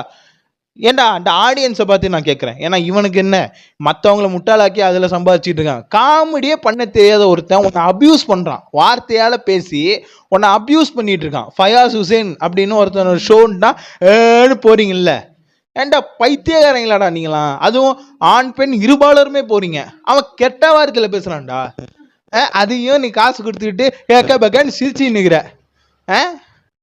அதையும் அவன் வந்து என்ன பண்ணுறான், ஷார்ட்ஸாக கட் பண்ணி போடுறான். கான்ட்ரவர்ஷியலாக எது இருக்கோ அதை கட் பண்ணி அவன் போடுறான். ஃபுல் வீடியோ போட மாட்டான். தைரியம் கிடையாது அவனுக்கு, தைரியம் கிடையாது. என்ன மாதிரி இந்த மாதிரி 30 நிமிஷம் பேசுனா அந்த 30 நிமிஷத்தையும் அன்கட்டில் என்னால் போட முடியும். புரியுதா? அன்கட்டில் என்னால் போட முடியும். அந்த அளவுக்கு எனக்கு தைரியம் இருக்கு. என்ன உனக்கு அந்த தைரியம் இருக்கா? அப்படியே கட் பண்ணுறான், அது அப்படியே இந்த ஷார்ட்ஸாக போடுறான். கொதிக்குதுங்க. இவனை பற்றியெல்லாம் நான் ஆல்ரெடி பேசிட்டேன். இந்த ஃபயாஸ் ஹுசேனை பற்றிலாம் ஆல்ரெடி நான் அவனை பற்றியெல்லாம் வீடியோ பண்ணிட்டேன். வேணா அந்த வீடியோ வந்து காட்சியில் நான் ஆட் பண்ணுறேன், டிஸ்கிரிப்ஷனில் இருக்கும், பாருங்க. ஓகேங்களா? இதெல்லாம் பார்க்கும்போது கடுப்பாக இருக்குது. இந்த சினிமா விமர்சனம் பண்ணுறதை நான் நிறுத்தினது காரணம் என்னென்னா, இவங்களே ஹைப்பை ஏற்றுவாங்க, ஹைப்புன்னு ஏற்றுவாங்க. கடைசியில் படத்தில் போய் பார்த்தா ஒன்றும் இருக்காது. சில படம்லாம் என்னடா இது குப்பை மாதிரி இருக்கு அப்படின்னு நினச்சி பார்த்தா, அப்பா டீட்டெயில் இவ்வளோ குமிச்சு வச்சுருக்காங்களே, இந்த படத்தை ஏன்டா குப்பைங்கிறீங்க அப்படின்னு இருக்கும். உதாரணத்துக்கு நம்ம மைக்கேல் ஜாக்சன் அவர்களுடைய பயோபிக் ஆன மைக்கேல் அப்படிங்கிற ஒரு திரைப்படம். ஜஃபார் ஜாக்சன் வந்து மைக்கேல் ஜாக்சனாவே நடிக்கலை, வாழ்ந்து இருக்கான் அந்த மனுஷன். அதுலேயும் அந்த மைக்கேல் ஜாக்சனுடைய இளமை பருவம், சிறுவராக இருந்த பருவத்தை எல்லாம் அவ்வளோ தத்ரூபமாக எடுத்து வச்சிருக்காங்க. அவ்வளோ அற்புதமாக. நான் வந்து இது படம் வந்து இங்கிலீஷில் தான் இருக்குது, அதுவும் அதே அமேசான் பிரைமில் ரெண்டில் இருக்குது. ஓகேங்களா? போய் பாருங்கள். மைக்கேல் ஜாக்சனுடைய திரைப்படம் மைக்கேல் அப்படிங்கிற அந்த ஃபஸ்ட்டு பார்ட்டு, அது வந்து ஃபஸ்ட்டு பார்ட்டுன்னே வச்சுக்கலாம். ஏன்னா 2வது பார்ட் வந்து எடுக்க போகிறதா அஃபீஷியலாக அனௌன்ஸ் பண்ணிட்டாங்க. படமும் கிட்டத்தட்ட ஒரு எப்போ லாக்டவுன் டைம்லேருந்தே அந்த படம் எடுத்து இருந்திருக்காங்க. 6 வருஷமாக அந்த படத்தை எடுத்திருக்காங்க. எடுத்து மேஜராக எல்லாமே கம்ப்ளீட் பண்ணியாச்சு. ஓகேங்களா? அதுலேயும் இப்போ வந்து அப்படியே சும்மா இருந்த மனுஷனை ட்ரெண்ட் ஆக்கி விட்டுட்டு, ஆல்ரெடி எப்ஸ்டீன் ஃபைல்ஸ் வந்து நம்ம மைக்கேல் ஜாக்சனை ட்ரெண்ட் ஆக்கி இப்போ அதுக்கு அடுத்து மைக்கேல் அப்படியே கரெக்டாக பிச் பண்ணாங்க. பாக்ஸ் ஆஃபீஸ்லேயும் அதுதான் இப்போ நம்பர் 1ல் இருக்குது. படமும் ரெண்ட் வந்துருச்சு. ஓகேங்களா? இன்னும் கொஞ்ச நாளில் ஹெச்டி பிரிண்ட்டும் வந்துடும். எல்லாருமே பார்ப்போம். எல்லாருமே பார்த்தது மட்டும் இல்லை, ஆஹா இந்த மாதிரி ஒரு படத்தை நம்ம மிஸ் பண்ணிட்டோமேடா, தியேட்ரிக்கல் எக்ஸ்பீரியன்ஸை மிஸ் பண்ணிட்டோமாடா அப்படின்னு சொல்லி வருத்தப்பட்டு இருப்பீங்க. ஆனால் ஒரு சிலர் என்னன்னா, மைக்கேல் ஜாக்சனுடைய தீவிர வெறியர்கள் ஒரு சிலர் பார்த்தீங்க அப்படின்னா, என்னடா படத்தை இவ்வளோ சப்புன்னு எடுத்து வச்சிருக்கீங்க அப்படிங்கிறாங்க. ஒரு சிலர் உங்களுக்கே தெரியும், அது வந்து அவங்கள பற்றிலாம் பேசணும்னு வச்சிங்களேன், இந்த வீடியோவே இல்லாமல் ஆக்கிடுவாங்க. ஏன்னா இது எல்லாத்தையும் மொத்தத்தையும் அவங்க கண்ட்ரோலில் தான் இருக்குது. அவங்க என்ன பண்ணி வச்சுருக்காங்க, இந்த படத்தை உப்மா படமாகவே சொல்லி விமர்சனம் பண்ணி வச்சுருக்காங்க. இதுலேயே அவங்க குடும்பமே பார்த்தீங்க அப்படின்னா, இந்த சீன்லாம் வெட்டிடுங்க, இந்த சீன்லாம் இருந்துச்சு அப்படின்னா நல்லா இருக்காது, உங்கள் மேலே லீகலாக கேஸ் போட்டுருவேன் அப்படி இப்படின்னு சொல்லி அந்த குடும்பமே எதிராக கிளம்புது. இந்த குடும்பம் எதிருது. ஒருத்தனோட தனிப்பட்ட வளர்ச்சியை தடுக்கிறதே முதல்ல ஒரு குடும்பம் தான். பெத்தவங்க தடுப்பாங்க, அப்புறம் மற்றவங்க தடுப்பாங்க. இதுலேருந்து விடுபடணும் அப்படின்னா தனிமையே வலிமை, துணிவே துணை, தனிமையே வலிமை. உன்னுடைய தனித்துவம் தான் உன்னை உயர்த்தும். Solitude is the best strength, best companion. என்ன, courage is the best companion, solitude is the your strength. ஓகேவா? Highest strength. ஸோ அதை ஃபஸ்ட்டு மைண்டில் வச்சுக்கோ. ஓகேவா? இவ்வளோ தான் கைஸ், நான் இதுதான் பேசணும். இது கொஞ்சம் சில விஷயங்கள்லாம் கொஞ்சம் ஹார்ஷாக, கொஞ்சம் எமோஷ்னலாக பேசியிருப்பேன். பட் எனக்கு வேறு வழி தெரில. ஏன்னா இந்த மாதிரி தான் என்னுடைய விஷயங்களை நான் வந்து கன்வே பண்ணணும்னு ஆசைப்பட்டேன். ஸோ இது வரைக்கும் நம்ம சேனல் சப்ஸ்கிரைப் பண்ணாதவங்க சப்ஸ்கிரைப் பண்ணுங்கள், பக்கத்தில் இருக்க பெல் பட்டனை கிளிக் பண்ணிவிடுங்க. அண்ட் அடுத்த ஒரு வீடியோவில் உங்களை சந்திக்கும் வரை உங்களிடம் இருந்து விடைபெறுவது உங்கள் அருண் மனோஜ் குமார். நன்றி, வணக்கம். அண்ட் கைஸ், நம்மளுடைய மிமிக்ரி சேலஞ்ச் வீடியோ சும்மா பக்காவாக போயிட்டுருக்கு. போக போக வெறித்தனம் பண்ணுவோம். ஓகேவா? லாஸ்ட்டாக ஒரு மவுத் ஆர்கன் பீஸில் பண்ணிவிட்டு இந்த வீடியோ முடிச்சிடுறேன். ஓகே?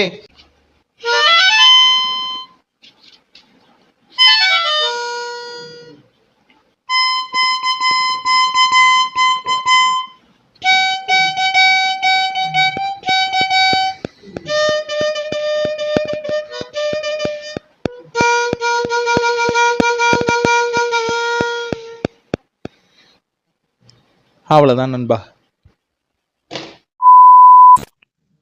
அனைவருக்கும் வணக்கம். நான் உங்கள் Arun Manojkumar and welcome to the world of brain rot மாமே. அண்ட் இன்னைக்கு நம்ம பேச போகிற கான்டென்ட் என்னன்னு பார்த்தீங்க அப்படின்னா டாப் சம்பவம்ஸ் அப்படிங்கிற ஒரு கண்டென்ட்டாக ஒரு கான்செப்டாக நம்ம வந்து லாஸ்ட்டாக ஒரு வீடியோ பண்ணியிருந்தோம். அது கிட்டத்தட்ட பார்த்தீங்கன்னா 1/2 மணி நேரத்துக்கிட்ட போயிடுச்சு. டியூரேஷன் காரணமாக சில சம்பவங்கள் நம்ம அதில் மென்ஷன் பண்ணாமல் விட்டுருந்தோம். அண்ட் நிறைய சொல்ல வேண்டிய கருத்துக்களை நம்ம வந்து இந்த இடத்துல சொல்லாமல் விட்டுருக்கோம். ஓகேங்களா? அதில் கருத்து போட்டு ஊசியாக போட்டு தள்ளிட்டேன், நிறைய ஆவேசமாகவும் பேசிட்டோம். ஓகேவா? அதெல்லாம் இல்லாமல் இந்த இடத்துல கொஞ்சம் சாந்த சுரூபமாக பேசுவோம். லாஸ்டா பேச வேண்டியது இருக்கு, ஆவேசமா பேசுறது லாஸ்டா வச்சுப்போம். ஓகே, ஃபர்ஸ்ட் பாசிட்டிவான விஷயங்கள் நோக்கி போவோம். ஏன்னா நம்ம வீடியோட ஸ்டார்டிங்ல என்ன சொல்லுவோம், let's start the video with positive mind, welcome to the world of brain rot மம்மி. அண்ட் இந்த வீடியோ நீங்க ஸ்கிப் பண்ணாம பாருங்க, அப்பதான் நான் என்ன சொல்ல வரேன்னு உங்களுக்கு புரிய வரும். ரைட்? ஸோ ஆரம்பிக்கலாம். சம்பவம், இந்த சம்பவம் தான் பெரிய சம்பவம். ஃபீஃபா அப்படிங்கிறது ஃபுட்பால் சம்பவம் நடக்கும். 4 வருஷத்துக்கு ஒரு தடவை இந்த ஃபீஃபா வேர்ல்ட் கப் வந்து நடக்கும். ஓகேங்களா? அதில் எப்பயுமே பார்த்தீங்க அப்படின்னா மெஸ்ஸியா ரொனால்டோவா அப்படின்னு சொல்லிட்டு 2 படைகளாக வந்து பார்த்தீங்க அப்படின்னா மோதுவாங்க. என்ன, நீ பெருசா நான் பெருசா அப்படின்னு சொல்லிட்டு அவங்க 2 பேரும் மோதிக்கிறாங்களா இல்லையான்னு தெரியல. ஆனால் அவங்கள நேசிக்கிற ஃபேன்ஸுங்க மோதிப்பாங்க, மில்லியன் கணக்கான ஃபேன்ஸு. அதுவும் ரொனால்டோக்கெல்லாம் இன்ஸ்டாகிராம்லேயே பார்த்தீங்க அப்படின்னா 100 மில்லியன்ஸை தாண்டி நெருக்கி 1 கோடி 10 கோடி பேர் ஃபாலோ பண்ணுறாங்க. அந்த அளவுக்குன்னு பார்த்துங்க எந்த அளவுக்கு அவங்களுக்கு ஃபாலோ இருக்குது அப்படின்ட்டு. ஓகேவா? அந்த அளவுக்கு இருக்கிற ஒரு ஃபேன் ஃபாலோவிங் வச்சிருக்கிற மெஸ்ஸியா ரொனால்டோவா அப்படின்னு எல்லாம் பித்து பிடிச்சி அலைஞ்சிட்டு இருக்கிற அந்த தருணத்தில் ஒரு அம்மையார், செல்வி அம்மா அப்படிங்கிற ஒரு அம்மையார் 350 ரூபா டிஷர்ட் அப்படிங்கிற இன்ஸ்டாகிராம் பேஜ் மூலியமா புதுச்சேரியில் தன்னுடைய பிஸ்னஸை டெவலப் பண்ணிட்டு இருக்கிற ஒரு அம்மையார், ஒரு ஆண்டர்ப்ரனர். பார்த்தீங்க அப்படின்னா ஒரு செம்மையான மார்க்கெட்டிங் ஸ்ட்ராட்டஜியை பார்த்தீங்க அப்படின்னா அவங்க ப்ரீச் பண்ணியிருக்காங்க. ஓகேங்களா? Preach means crack. அது வந்து ஒரு சரியான ஒரு மார்க்கெட்டிங் ஸ்ட்ராட்டஜியை அவங்க வந்து பார்த்தீங்க அப்படின்னா வச்சுருக்காங்க. என்னன்னா டிஷர்ட்ஸ், இந்த ஃபுட்பால் சீசனுங்கிறனால ஃபுட்பால் சம்மந்தமான டிஷர்ட்ஸை வாங்கி அதில் இருக்கிற பிளேயர் நேமை அவங்க வந்து வாசிக்க தெரியாத மாதிரி வாசித்து பார்த்தீங்க அப்படின்னா அதுவே ஒரு கண்டென்ட்டாக மாறி நாளடைவில் அது பலரால் ஈர்க்கப்பட்டு பலரும் அதை பற்றி விமர்சித்து அவங்கள இந்த விமன் வித் 0 ஹேட்டர்ஸ் அப்படிங்கிற டேக்லைனோட இந்த செல்வி அம்மா இருக்கிறாங்க. அவங்களுடைய கிளிப்பிங்ஸ் இப்போ உங்களுக்கு நான் ஷோ பண்ணுறேன், பாருங்க. பாருங்க, அருமையான ஒரு ஜெர்சி கிளாத் வந்திருக்கு பாருங்க, லட்சுமி அம்மாள். இது நரோடா, ஆண்ட்ரேடி மெஸ்ஸி, கிட்டானி பஞ்சுமா. இதுப்பா என்ட்ரி இவ்வளவும் நம்மகிட்ட ஜெர்சி செட்டு நிறைய இருக்குது. பிகாம் பாருங்க, இதை மட்டும் இவ்வளோ கலெக்ஷன் பாருங்க நம்ம கிட்ட இருக்கு பாருங்க. இதுல நிறையவே இருக்குது. ஓகே, பார்த்துட்டீங்கல்ல? இதுதான், அதாவது ரொனால்டோவை நருடா அப்படிங்கிறதும் மெஸ்ஸியை லெசின்னு சொன்னதும், அண்ட் அதை தாண்டி வேற யாரு, மெயினா லெமன் யாமல் அப்படிங்கிற, அதாவது லெமனி அம்மாள், அதாவது லெமனி அம்மாள்னு சொல்லியிருந்தா கூட ரமணி அம்மாள் அப்படின்னு சொல்லியிருந்தா கூட மனசாரி இருக்கும். லக்ஷ்மி அம்மாள் அப்படின்னு சொல்லி பயங்கரமா ஃபேமஸ் ஆக்கி விட்டு, அப்புறம் ஹென்றி, அதுக்கப்புறம் வேற யாரு, பேக்கம் அப்படிங்கிறவரை பிகாம் அப்படின்னு சொன்னதா இருக்கட்டும். நெய்மர் ஜூனியர், நீ எல்லாம் பெரிய கிரிக்கெட் பிளேயர்னு கேள்விப்பட்டம்பா அப்படின்னு சொன்னதெல்லாம் அல்டிமேட் உச்சகட்டங்க. அதாவது ஃபுட்பால் டிஷர்ட்டு, ஃபுட்பாலுக்கான ஜெர்சி தான் அவங்க வந்து ஹோல்சேல் கடையில் வாங்குறப்பயே சொல்லி தான் வாங்குவாங்க. இந்த மாதிரி இப்போ ஃபுட்பால் சீசன் வருது, ஃபுட்பாலோட டிஷர்ட்ஸு, அது இப்போ இந்த சீசனில் நடந்துகிட்டு இருக்கிற ஃபுட்பாலோடைய இப்போ என்ன யூஸ் பண்ணுறாங்களோ அந்த டிஷர்ட், அந்த ஜெர்சி தான் வாங்குறாங்க. ஓகேங்களா? 350 ரூபா ரேட்டு வச்சு அவங்க விற்கிறாங்க. அதுவும் பாண்டிச்சேரி எவ்வளோ பெரிய மார்க்கெட்டுன்னு எனக்கு தெரியும். அதே சமயத்தில் சண்டே மார்க்கெட் எப்படி இருக்குங்கிறது எனக்கு தெரியும். ஏன்னா நான் பாண்டிச்சேரியில் 6 months இருந்திருக்கேன். ஸோ அதனுடைய எக்ஸ்பீரியன்ஸ் எனக்கு இருக்கிறதுனால நான் சொல்கிறேன். ஓகேங்களா? அப்படி இருக்கிறப்ப இந்த அம்மையார் வந்து இன்ஸ்டாகிராம்லையும் யூடியூப்லையும் trend of the topic, hot டாப்பிக்காக இவங்க தான் வந்திருக்கிறாங்க. அண்ட் இது மட்டும் கிடையாது, நம்ம கிரிக்கெட் பிளேயர் அஸ்வின் அவர்கள் கூட இந்த அம்மாவுடைய அந்த ட்ரெண்டிங்கான விஷயத்தை எடுத்து டெம்ப்ளேட்டாக பார்த்தீங்க அப்படின்னா ரிவ்யூ கொடுத்துட்டு நிற்கிறாரு. ஓகேங்களா? ஃபுட்பால் மேட்சஸ்க்கெல்லாம் ரிவ்யூ கொடுத்துட்டு நிற்கிறாரு. அதுவும் பார்த்தீங்க அப்படின்னா ரசிக்கப்படியாக இருந்தது. அது மட்டுமா அப்படின்னா ஒட்டுமொத்த சோஷியல் மீடியாவும் இந்த சூரியன் எஃப்எம் அது இதுன்னு லொட்டு லொசுக்குன்னு என்னென்ன இருக்கோ எல்லாத்துலேயுமே பார்த்தீங்க அப்படின்னா அம்மா தான் டாக் ஆஃப் த டவுனாக மாறி இருந்தாங்க. ஸோ இந்த அம்மாவுக்கு வந்து இதில் நான் இந்த அம்மாவை நான் ஏன் ஸ்பெசிஃபிக்காக மென்ஷன் பண்ணுறேன் அப்படின்னா, நம்ம செல்வி அம்மாவை ஏன் மென்ஷன் பண்ணுறேன் அப்படின்னா, அவங்க இங்கிலீஷ் வார்த்தைகளை படிக்க தெரியாது. ஓகேங்களா, அது அவங்களுக்கு ஒரு ப்ளஸ்ஸு. சராசரி குடும்ப பெண், ஒரு சாமானிய வர்க்கத்தை சேர்ந்த ஒரு நடுத்தர பெண் பார்த்தீங்க அப்படின்னா, அவங்களுடைய வியாபாரத்தை பெருக்கணுங்கிறதுக்காக ஒரு புதிய மார்க்கெட்டிங் ஸ்ட்ராட்டஜியை வகுத்து பார்த்தீங்க அப்படின்னா, அதை தாண்டி தன்னுடைய வீக்னஸையே அவங்க ஸ்ட்ராங்கன் பண்ணி அதை ஸ்ட்ரென்தன் பண்ணி அவ்வளோ கான்ஃபிடென்ட்டாக பார்த்தீங்க அப்படின்னா முன்னெடுத்து வச்சுருந்தாங்க. லாஸ்ட் வீடியோவில் நம்ம சொல்லியிருந்தோம், படிப்பு எஜுகேஷன் என்கிறது என்ன மாதிரியான ஒரு விஷயத்த நமக்கு கொடுக்குது அப்படிங்கிறத பற்றி. ஓகேங்களா, அதாவது தன்னம்பிக்கை, தைரியம், அறிவு இதெல்லாத்தையும் வழங்கக்கூடியது தான் கல்வி. ஓகேங்களா, கல்விங்கிறது அதை தான் கொடுக்கணும். ஆனால் நமக்கு கற்பிக்கப்பட்ட கல்வி முறை அப்படிங்கிறது வந்து வருங்காலத்தை நினச்சி பயப்படுற மாதிரி, ஃப்யூச்சரை நினச்சி பயப்படணும் அப்படிங்கிற மாதிரியான ஒரு மைண்ட் செட்டை கிரியேட் பண்ணுது. போட்டி நிறைந்த உலகமாக மாற்றப்படுது. ஓகேங்களா, வஞ்சகத்தோடையும் பொறாமையோடையும் நிறையா பார்க்கப்படுது. தனித்துவத்தை வளர்க்க விடாமல் செய்வதற்கான அறிகுறிகளையும் பார்த்தீங்க அப்படின்னா அந்த இப்போ இருக்கிற கல்வி இது கொடுக்குது. ஓகேங்களா, இல்லைனாலும் சமூகம் அந்த மாதிரி ஒரு கட்டமைப்பை உருவாக்கி வச்சிருக்கு. யார் அதை விட்டு உடஞ்சி வராங்களோ வெளியில், அவங்களுடைய வளர்ச்சியை யாராலையும் தடுக்க முடியாது. அப்படிப்பட்ட ஒரு பெண்மணி, சாதனை பெண்மணி தான் இந்த லக்ஷ்மி அம்மாள், செல்வி அம்மா. ஓகேங்களா, இந்த செல்வி அம்மாங்கிறவங்க புதுச்சேரியில் 350 ரூபா டிஷர்ட்டுங்கிற இன்ஸ்டாகிராம் பேஜ் கூட இருக்குது. ஃபாலோ பண்ணிங்கன்னா உங்களுக்கே தெரியும். அது அவங்க நமக்கு சொல்லி கொடுத்த பாடம் இது. ஓகேங்களா, அவங்களோட வீக்னஸை ஸ்ட்ரென்தன் பண்ணி அதை ஒரு பிஸ்னஸ் ஸ்ட்ராட்டஜிக்கலாக மூவ் பண்ணி பல ஆடியன்ஸை கவர் பண்ணி மில்லியன் கணக்கான ஆடியன்ஸை வந்து கவர் பண்ணி தன்னுடைய பிஸ்னஸை அவங்க அப்ஸ்கேல் பண்ணியிருக்கிறாங்க. ஓகேங்களா, ஸோ இதை வந்து அவங்களுக்கு இதை ஒரு அட்ரஸ் பண்ணணும்னு தோணுச்சு. ஸோ கங்க்ராச்சுலேஷன்ஸ் அம்மையார். ஓகேங்களா, நானும் ஒரு நாள் வந்து புதுச்சேரிக்கு வரேன், பார்ப்போம். ஓகேங்களா, அர்ஜென்டினா லெசி பாருங்க, நேற்று கிரிக்கெட்ல பாருங்க ஸ்டேடியத்தை தாண்டி அடிச்சிருக்காரு பாருங்க, 3 பால் கிரிக்கெட்ல. ரொம்ப சந்தோஷமா இருக்குது. லெசி வாழ்த்துக்கள், ஆயாவுடைய வாழ்த்துக்கள். அடுத்து இப்போ என்னன்னா, ரெண்டாவதா பேச வேண்டிய விஷயம் என்னன்னா, இந்த நீட் எக்ஸாம் நடக்கிற வரைக்கும் டெலகிராம் வந்து டெம்ப்ரவரியாக டிசேபிள் பண்ணிட்டாங்க. ஓகேங்களா, நம்ம சில ஃப்ரெண்ட்ஸுக்குள்ளே ஷேர் பண்ணிப்போம், இந்த டாக்குமெண்ட்ஸு, இந்த ஃபோட்டோஸு, சில வீடியோஸு, இதெல்லாம் அதாவது நம்ம இப்போ எடிட் பண்ணுற வீடியோலாம் வந்து சப்போஸ் என்னால் எடிட் பண்ணாத பட்சத்துக்கு நான் இதை என்ன பண்ணுவேன், டெலகிராமில் ஃபைல் டாக்குமெண்ட்டில் அனுப்புவேன். மோர் தென் 3 GB 4 GB அந்த மாதிரி வந்துச்சுன்னா நம்மள்ட்ட இருக்கிற ஜியோ அன்லிமிட்டெட் 5G மூலியமா அந்த நெட்டை பயன்படுத்தி நான் வந்து பல்கான ஃபைல்லாம் வந்து என் ஃப்ரெண்டுக்கு ஷேர் பண்ணுவேன். அப்படி ஷேர் பண்ணி நம்ம எடிட்டிங்லாம் பண்ணுவோம். ஓகேங்களா, அதை எடிட்டிங் பண்ணி எனக்கு ஃபைனாக வந்து ஒரு ஃபைனல் அவுட் வந்ததுக்கப்புறம் நான் அதெல்லாம் டெலீட் பண்ணுவேன், அது வேறு விஷயம்.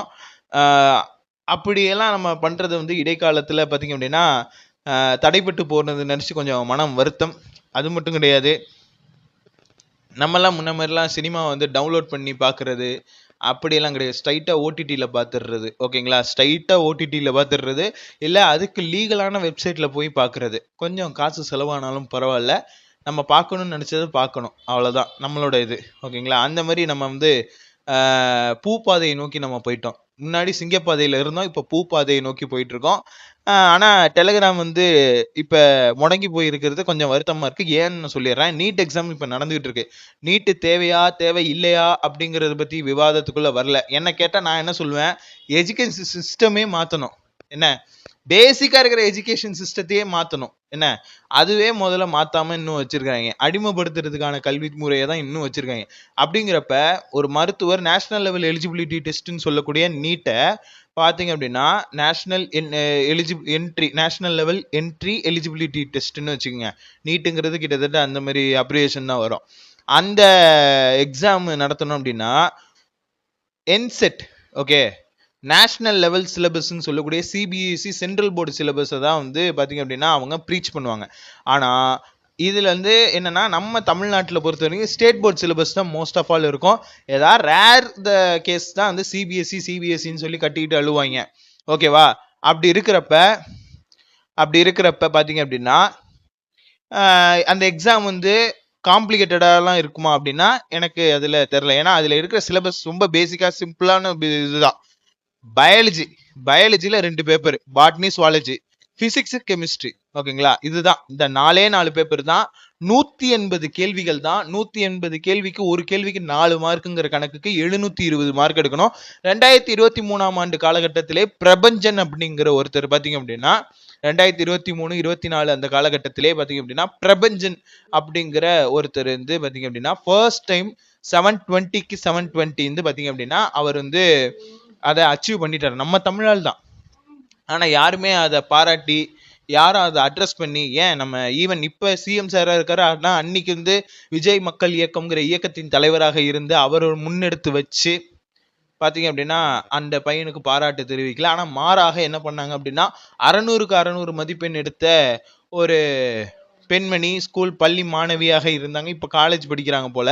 அவங்க பாத்தீங்க அப்படின்னா அவங்களுக்கு வந்து டைமண்ட்ல நெக்லஸ் எல்லாம் வாங்கி கொடுத்த கூத்தெல்லாம் நம்மளும் பார்த்துட்டு தான் இருந்தோம். என்ன, நீட்டை எதிர்க்கிறார். ஆனா நீட்டை எதுக்காக எதிர்க்கிறோம், அதுலயும் வந்து பாத்தீங்க அப்படின்னா ஒரு வேலிடான பாயிண்டையும் சொல்றாரு.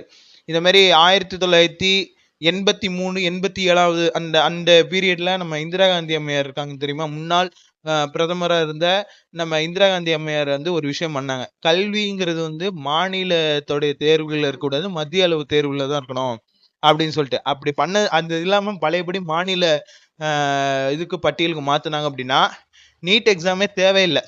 ஓகேவா.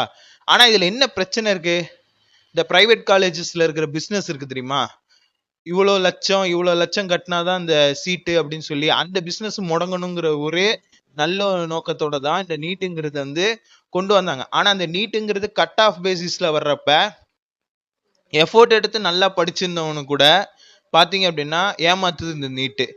என்ன, கம்மியான கட் ஆஃப் வச்சிருக்கிறவங்களுக்கு பாத்தீங்க அப்படின்னா அதிகமா ஸ்கோப் கொடுக்குற மாதிரி இருக்கு. ஓகேங்களா, இதுதான் வந்து நீட்ல நடக்கிற மோசடி. அண்ட் அது மட்டும் கிடையாது, எக்ஸாம் ரிலேட்டடா பாத்தீங்க அப்படின்னா இந்த இன்விஜிலேஷன்லாம் பண்ணுவாங்க தெரியுமா, அதுல கூட பாத்தீங்க அப்படின்னா இது இந்த லூசர் விடுறது, இன்னர்ஸ் போடாம இருக்கிறது, அது மாதிரி. ஆனா வந்து சும்மா எப்படி சொல்றது, ஒரு அங்க நடத்துற விதமும் கொஞ்சம் பாத்தீங்க அப்படின்னா அநாகரிகத்தின் உச்சமாகவும் கருதப்படுது. ஓகேங்களா, சோ இதனாலையும் நீட் வந்து எதிர்க்கிறாங்க. அதே சமயத்துல மாணவர்களுக்கு மன உளைச்சலை ஏற்படுத்துதுங்கிற நோக்கத்தினுடையனால நீட்டை எதிர்க்கிறாங்க நம்ம தமிழ்நாட்டில். ஆனா மற்ற ஸ்டேட்ல எல்லாம் நீட் எக்ஸாம்ங்கிறது ரொம்ப ஒரு நார்மலான ஒரு விஷயமா பார்க்கப்படுது. ஆனா தமிழ்நாட்டில் மட்டும் அது இன்ன வரைக்குமே ஒரு அப்நார்மலா தான் பார்க்கப்படுது. ஓகேங்களா, நீட் வந்து கிட்டத்தட்ட 10 வருஷமா இந்த நீட் எக்ஸாம் வந்து இம்ப்ளிமெண்ட் பண்ணிட்டு தான் இருக்காங்க. ஓகேங்களா, நான் 10th படிச்சுட்டு இருக்கிறப்பயே இந்த நீட் எக்ஸாம்ங்கிறது வந்து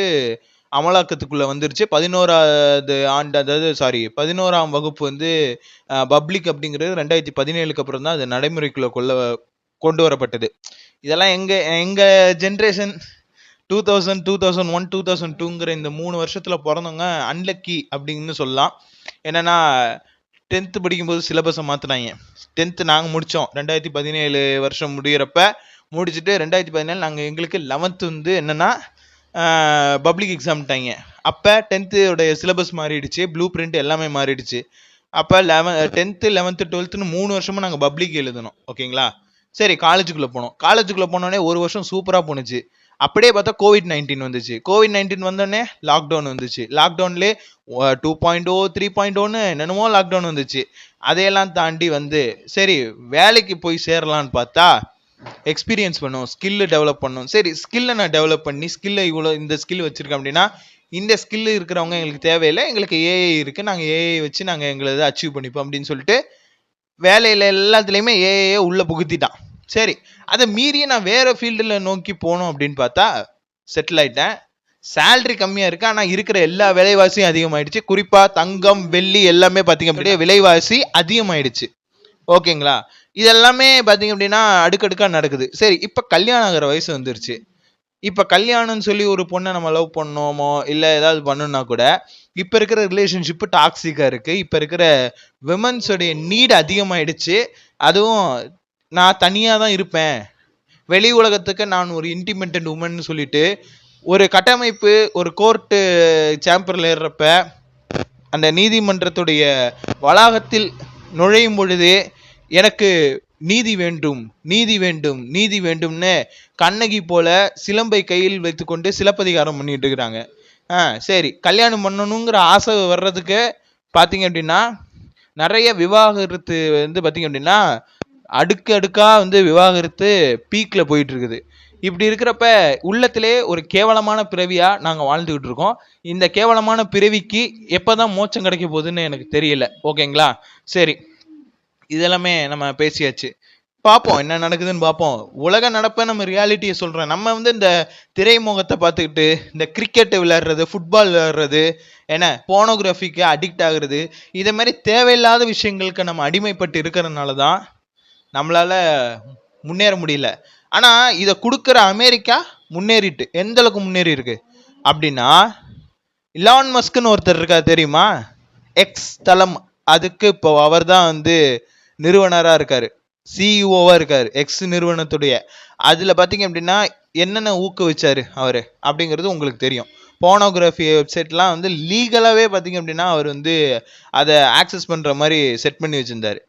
இன்னைக்கு அவர் பாத்தீங்க அப்படின்னா இந்த வேர்ல்டுலேயே ஃபர்ஸ்ட் டைமா சிங்கிள் ஆண்டர்பிரனரா $1 trillion சொந்தக்காரராக இருக்காரு. அவருடைய சொத்து மதிப்பு பார்த்தீங்க அப்படின்னா $1.2 trillion அப்படின்னு சொல்லப்படுது. கிட்டத்தட்ட அவர் டாலர் மதிப்பிலே பார்த்தீங்க அப்படின்னா நம்ம தமிழ்நாட்டோட கடனே அடைச்சு புதுசா ஒரு தமிழ்நாட்டை இன்னொரு நாட்டே உருவாக்கலாம். அந்த அளவுக்கு பார்த்தீங்க அப்படின்னா அவர் சொத்து சேர்த்து வச்சுருக்கிறாரு. போதா குறைக்கு அவர் என்ன பண்ணாருன்னு நீங்க நினைக்கிறீங்க? டெஸ்லான்னு ஒரு கம்பெனி நடத்தினாரு. அதுக்கு முன்னாடி அவர் வந்து அஃபிஷியலாகவே அவர் வந்து ஒரு கோடிங் நாலேஜ் உள்ள ஒரு பர்சன். பிஸ்னஸ் ஸ்ட்ராட்டஜி பற்றி தெரியும், ஏன்னா அவங்க ஃபேமிலியே வந்து ஒரு நல்ல பணக்கார ஃபேமிலி. ரெண்டாவது அவர் வந்து ஒரு சில இயக்கங்களில் பார்த்தீங்க அப்படின்னா மெம்பராகவும் இருக்கிறாரு. ஒரு சில ரிச்சுவல்ஸையும் அவரும் ஃபாலோ பண்ணுவார். அவரும் ஒரு சில மதங்களை பின்பற்றி கொண்டிருக்கிறார். ஒரு மதத்தை குறிப்பிட்ட மதத்தை பின்பற்றுகிறார். அந்த மதத்தை சார்ந்தவர்கள் வந்து இந்த உலகத்தையே கண்ட்ரோல் பண்ணிட்டு இருக்கிறாங்க.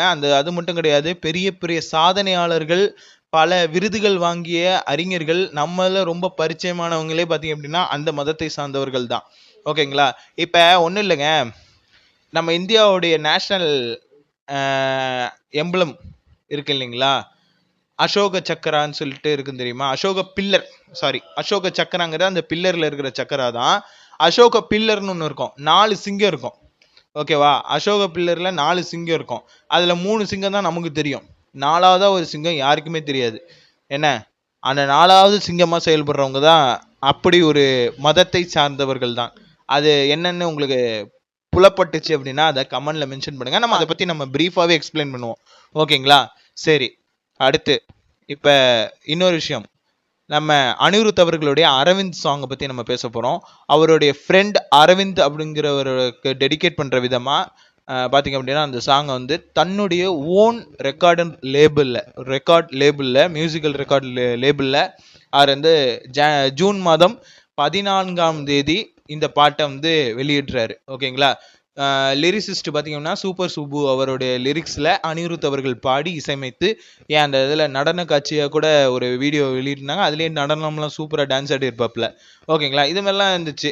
அதில் என்னென்னா மியூசிக்கல் இண்டஸ்ட்ரியில் அவருடைய சக்ஸஸ்க்கான ரூட் பார்த்துன்னு அண்ட் வந்து அவரே வந்து சர்க்காசமாக கலாய்ச்சிக்கிறது அண்ட் அவரே வந்து ஃப்ளெக்ஸ் பண்ணிக்கிற மாதிரியான லிரிக்ஸ் தான் அதில் அமைஞ்சிருந்தது. முழுக்க முழுக்க அது ஒரு fan fest and reply to the haters, honourable ஹேட்டர்ஸ்க்கு ஒரு சின்ன ரிப்ளை கொடுக்குற மாதிரியாகவும் இருந்தது. அண்ட் இந்த ரெக்கார்டிங் லேபிளில் அவர் வந்து தீவிரமாக மென்ஷன் பண்ணுறது என்னன்னா, இது இண்டிபெண்டன்ட் மியூசிக்கல் ஆல்பம். ஓகேங்களா? இது இந்த ரெக்கார்டிங்ஸ் லேபிளில் பார்த்தீங்க அப்படின்னா இண்டிபெண்ட் மியூசிக் ஆர்டிஸ்டுக்கான ஸ்கோப் இருக்குமே தவிர இந்த ஃபிலிமுக்கு மூவிஸ்க்கான இது வந்து அவங்க ஆடியோ வந்து பேக் பண்ண மாட்டாங்க அப்படிங்கிற மாதிரி சொல்லியிருக்காங்க இப்போதைக்கு.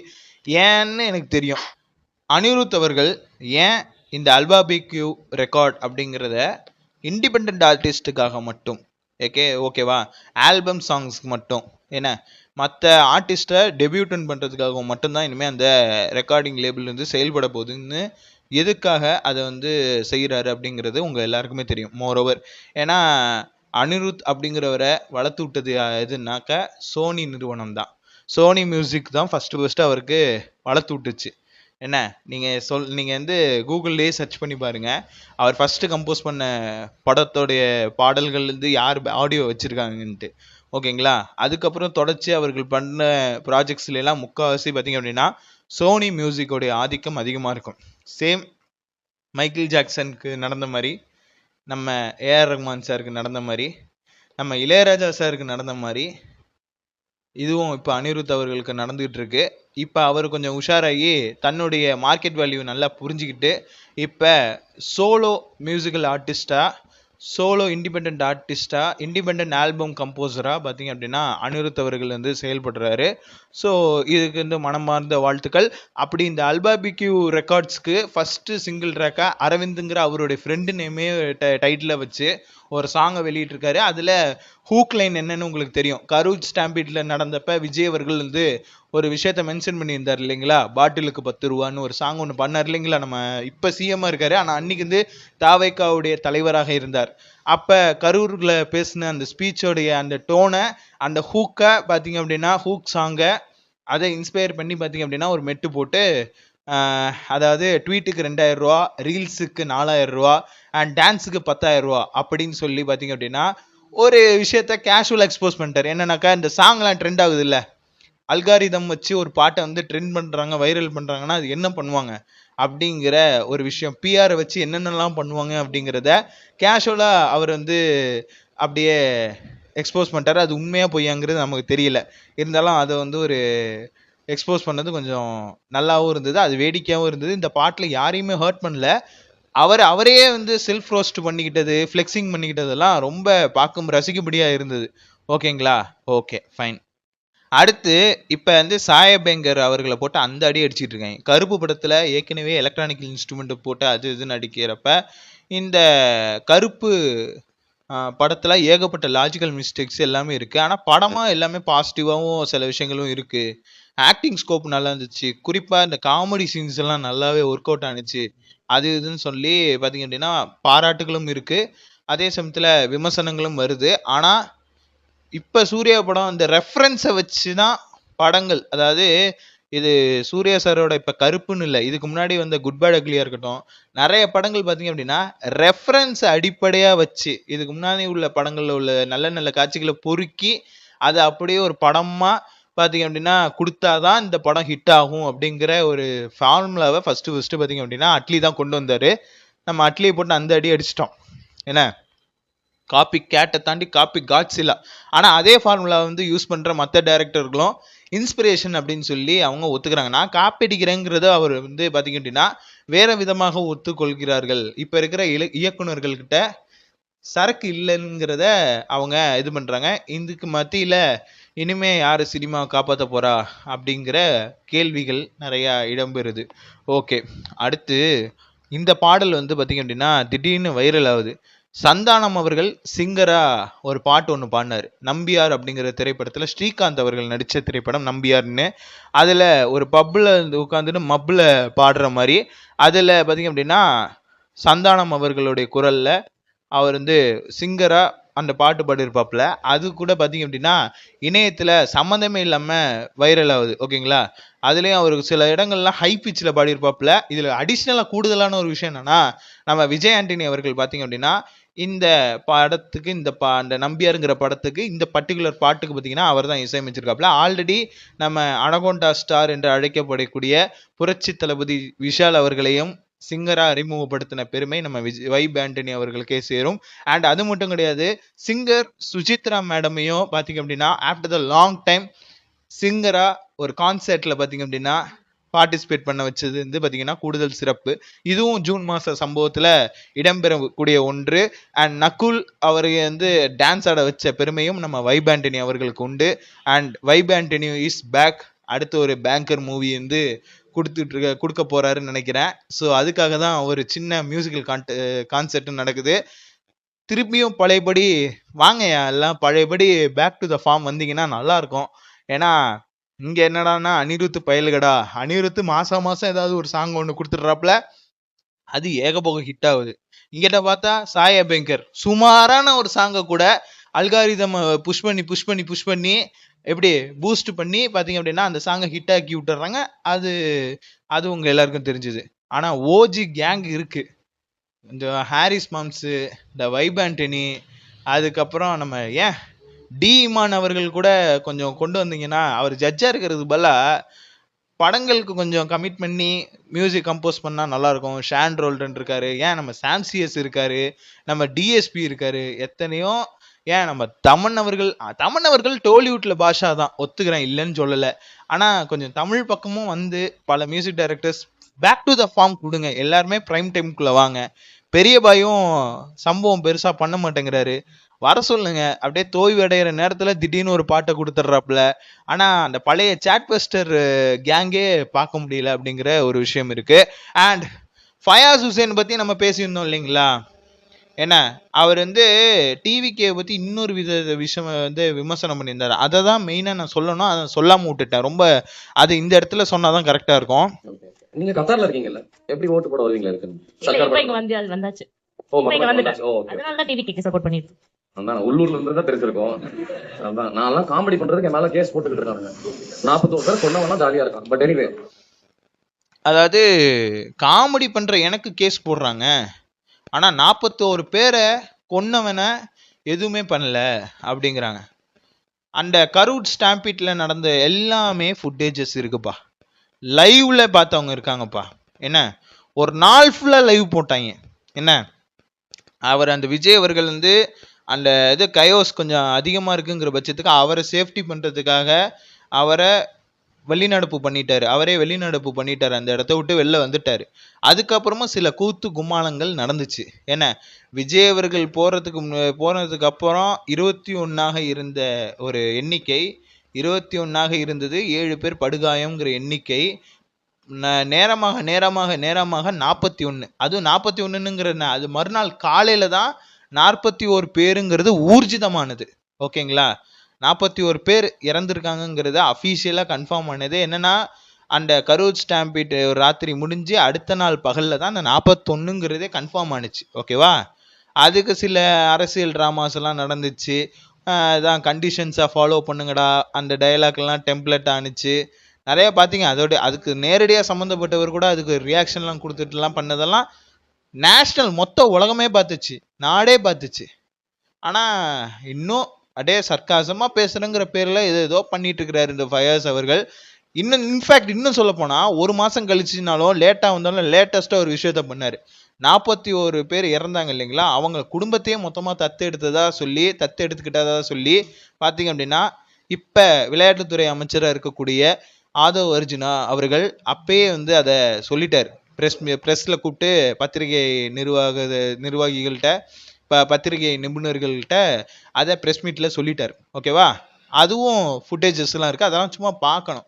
அண்ட் நீங்கள் சொன்னீங்களே அந்த 41 பேர் கொன்னவங்க இன்னும் என்னமோ சாதாரணமாக இருக்கிறாங்க, அவங்களெல்லாம் ஒன்றுமே பண்ணாமல் இருக்கிறாங்க அப்படின்னு சொல்கிறீங்களே.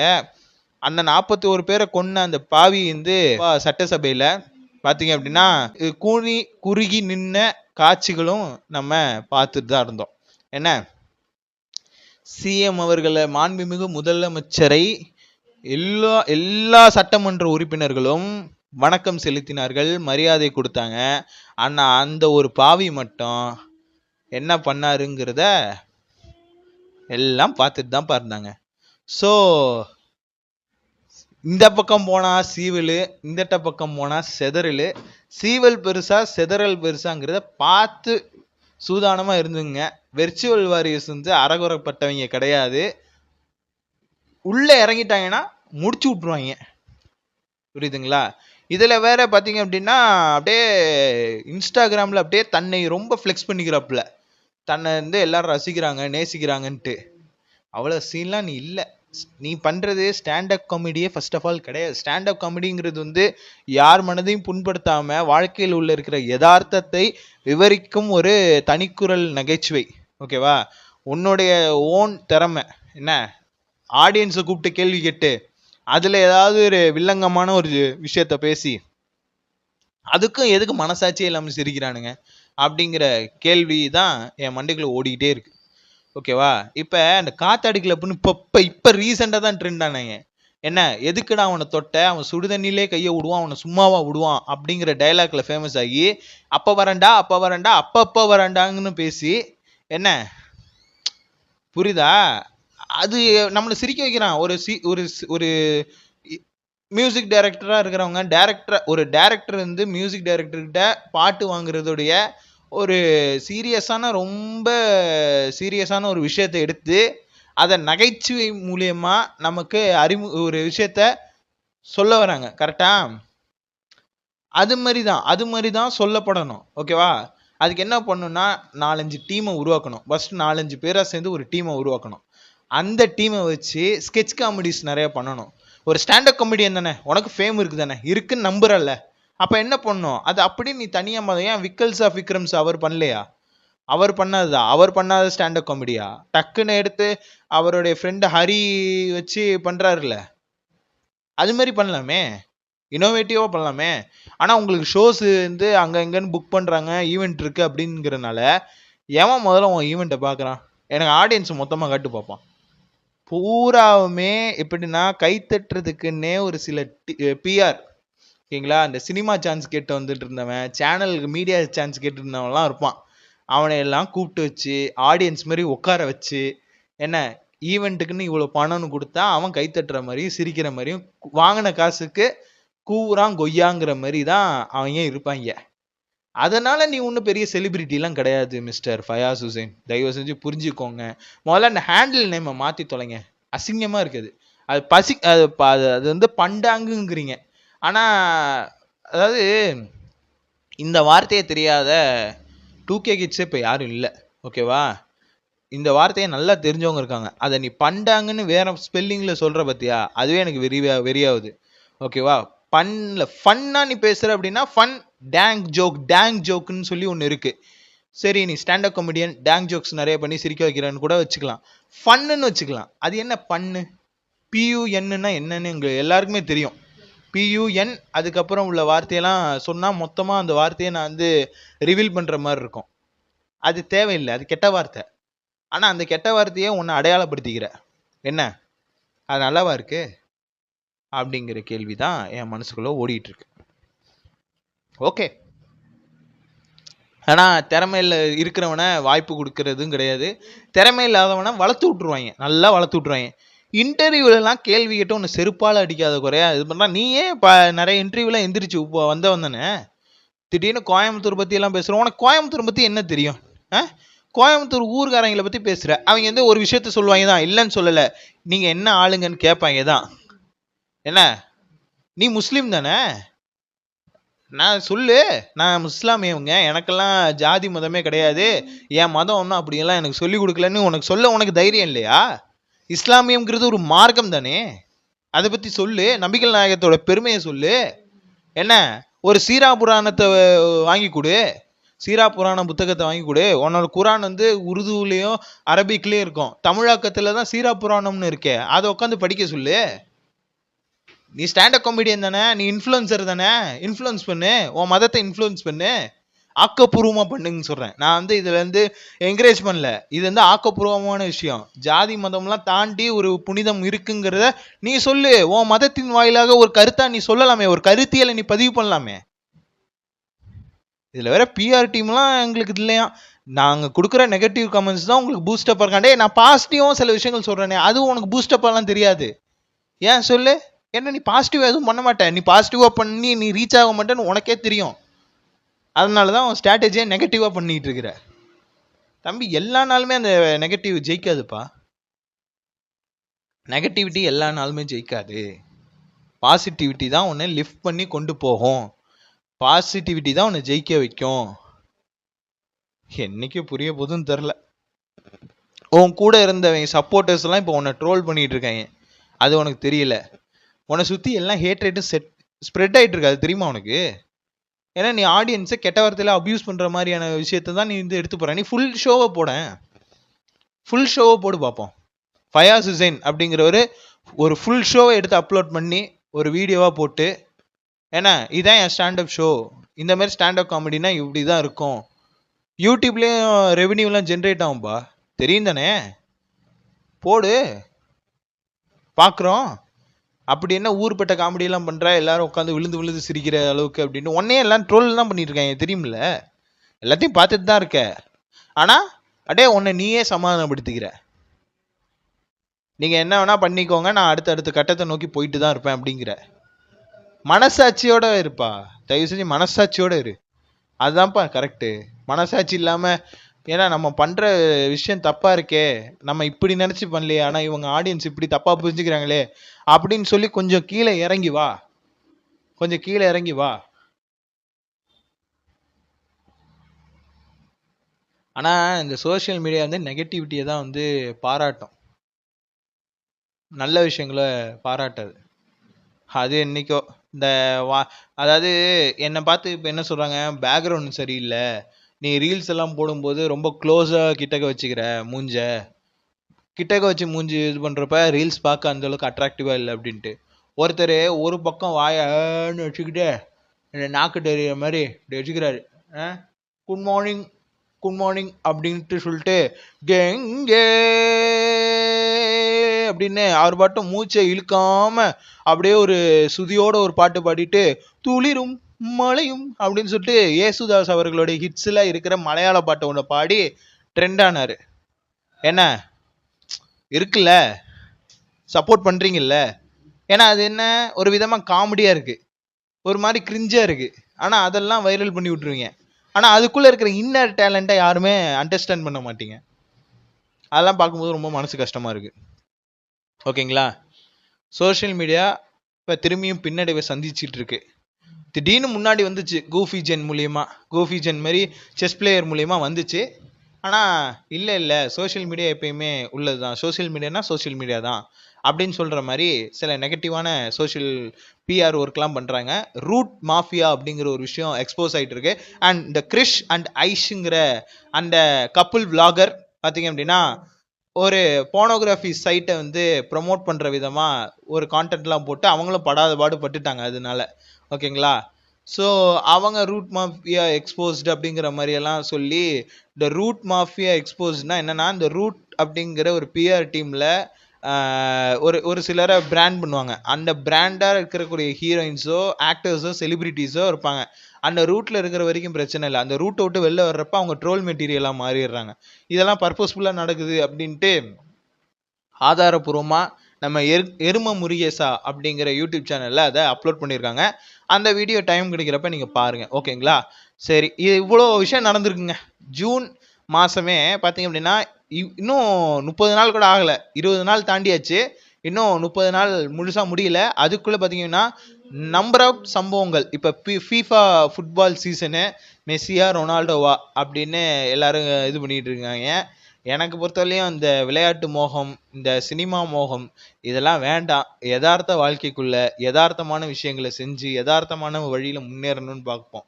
இந்த கார்பரேட்டுக்கு அடிமையாகாதீங்க தயவு செஞ்சு. என்றைக்குமே எந்த கார்பரேட் நிறுவனத்திலையுமே நீங்கள் உங்களை உங்களை அவங்க அடிமைப்படுத்தணும்னு தான் நினைப்பாங்க. நாம் எந்த இடத்துலையுமே அடிமையாக இருக்கணும், என்ன பணிஞ்சு போகிறது வேற, அடிமையாக இருக்கிறது வேற.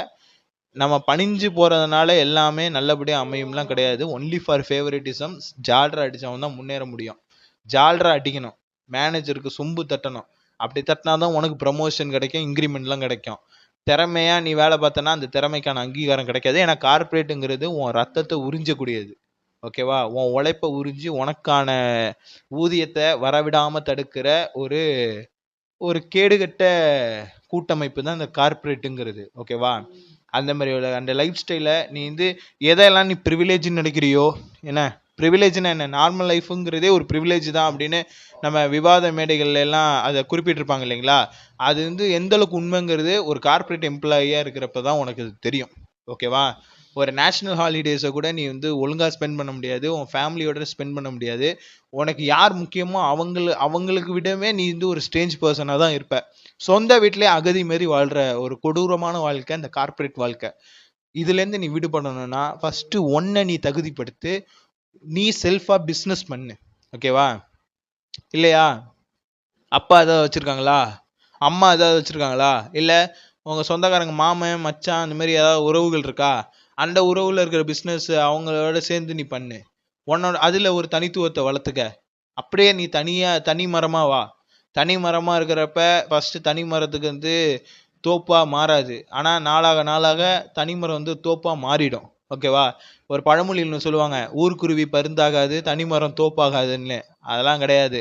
தோப்பாகும். ஊர்க்குருவி தான்டா பருந்தா மாறும். ஓகேவா? ஊர்க்குருவி தான்டா பருந்தா மாறணும். என்ன, ஊர்க்குருவியாக இருந்தவங்க தான் பருந்தா மாறி இருக்காங்க வரலாற்றில். எதெல்லாம் நீ வந்து ரூல்ஸ்ன்னு இருக்கியா, அந்த ரூல்ஸை பிரேக் பண்ணி நீ ஒரு விஷயத்தை இன்னோவேட்டிவாக பண்ணினா அது ஒன்றை தேடி வரும். சக்ஸஸுங்கிறது நீ அதை தேடி போனீன்னா அது உனக்கு ஆட்டம் காட்டணும்.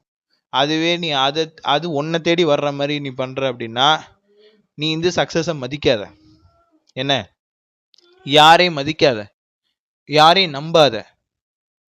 ஒருத்தங்களை நம்பி தான் நீ ஏமாறுற. ஒருத்தங்களை நம்புறதுனால தான் அவன் உன்னை சோதிக்கிறான். நீ அதுலேருந்து விடுபட்டு ஒரு சராசரியான ஒரு வாழ்க்கையை வாழ்ந்து பாரு. இந்த உலகம் உனக்கு புதுசா இருக்கும். ஓகேவா? தர்மம் வாழ்வதனை சூதுகவும் தர்மமே வெல்லும்னு சொல்லுவாங்க. தர்மம் தான் ஜெயிக்கும், நியாயம் தான் ஜெயிக்கும். என்ன, அது கொஞ்சம் லேட் ஆகும். அது நீ நினைக்கிற அது லேட்டுன்ட்டு. லேட் அது இல்லை. ஆன் டைம், கரெக்ட் டைம், இந்த டைம் தான் அதுக்கான டைம் அப்படின்னு அந்த காலமும் சூழலும் தீர்மானிச்சு உனக்கான வெற்றியை அது கொடுக்குது. அவ்வளோதான். லேட்டாக கிடைக்குதுலாம் நினச்சி வருத்தப்படக்கூடாது. என்ன, அவ்வளோதான். அடுத்த ஒரு வீடியோவில் நம்ம சந்திப்போம். நன்றி, வணக்கம். நம்ம சேனல் இது வரைக்கும் சப்ஸ்கிரைப் பண்ணாதவங்க சப்ஸ்கிரைப் பண்ணுங்கள்.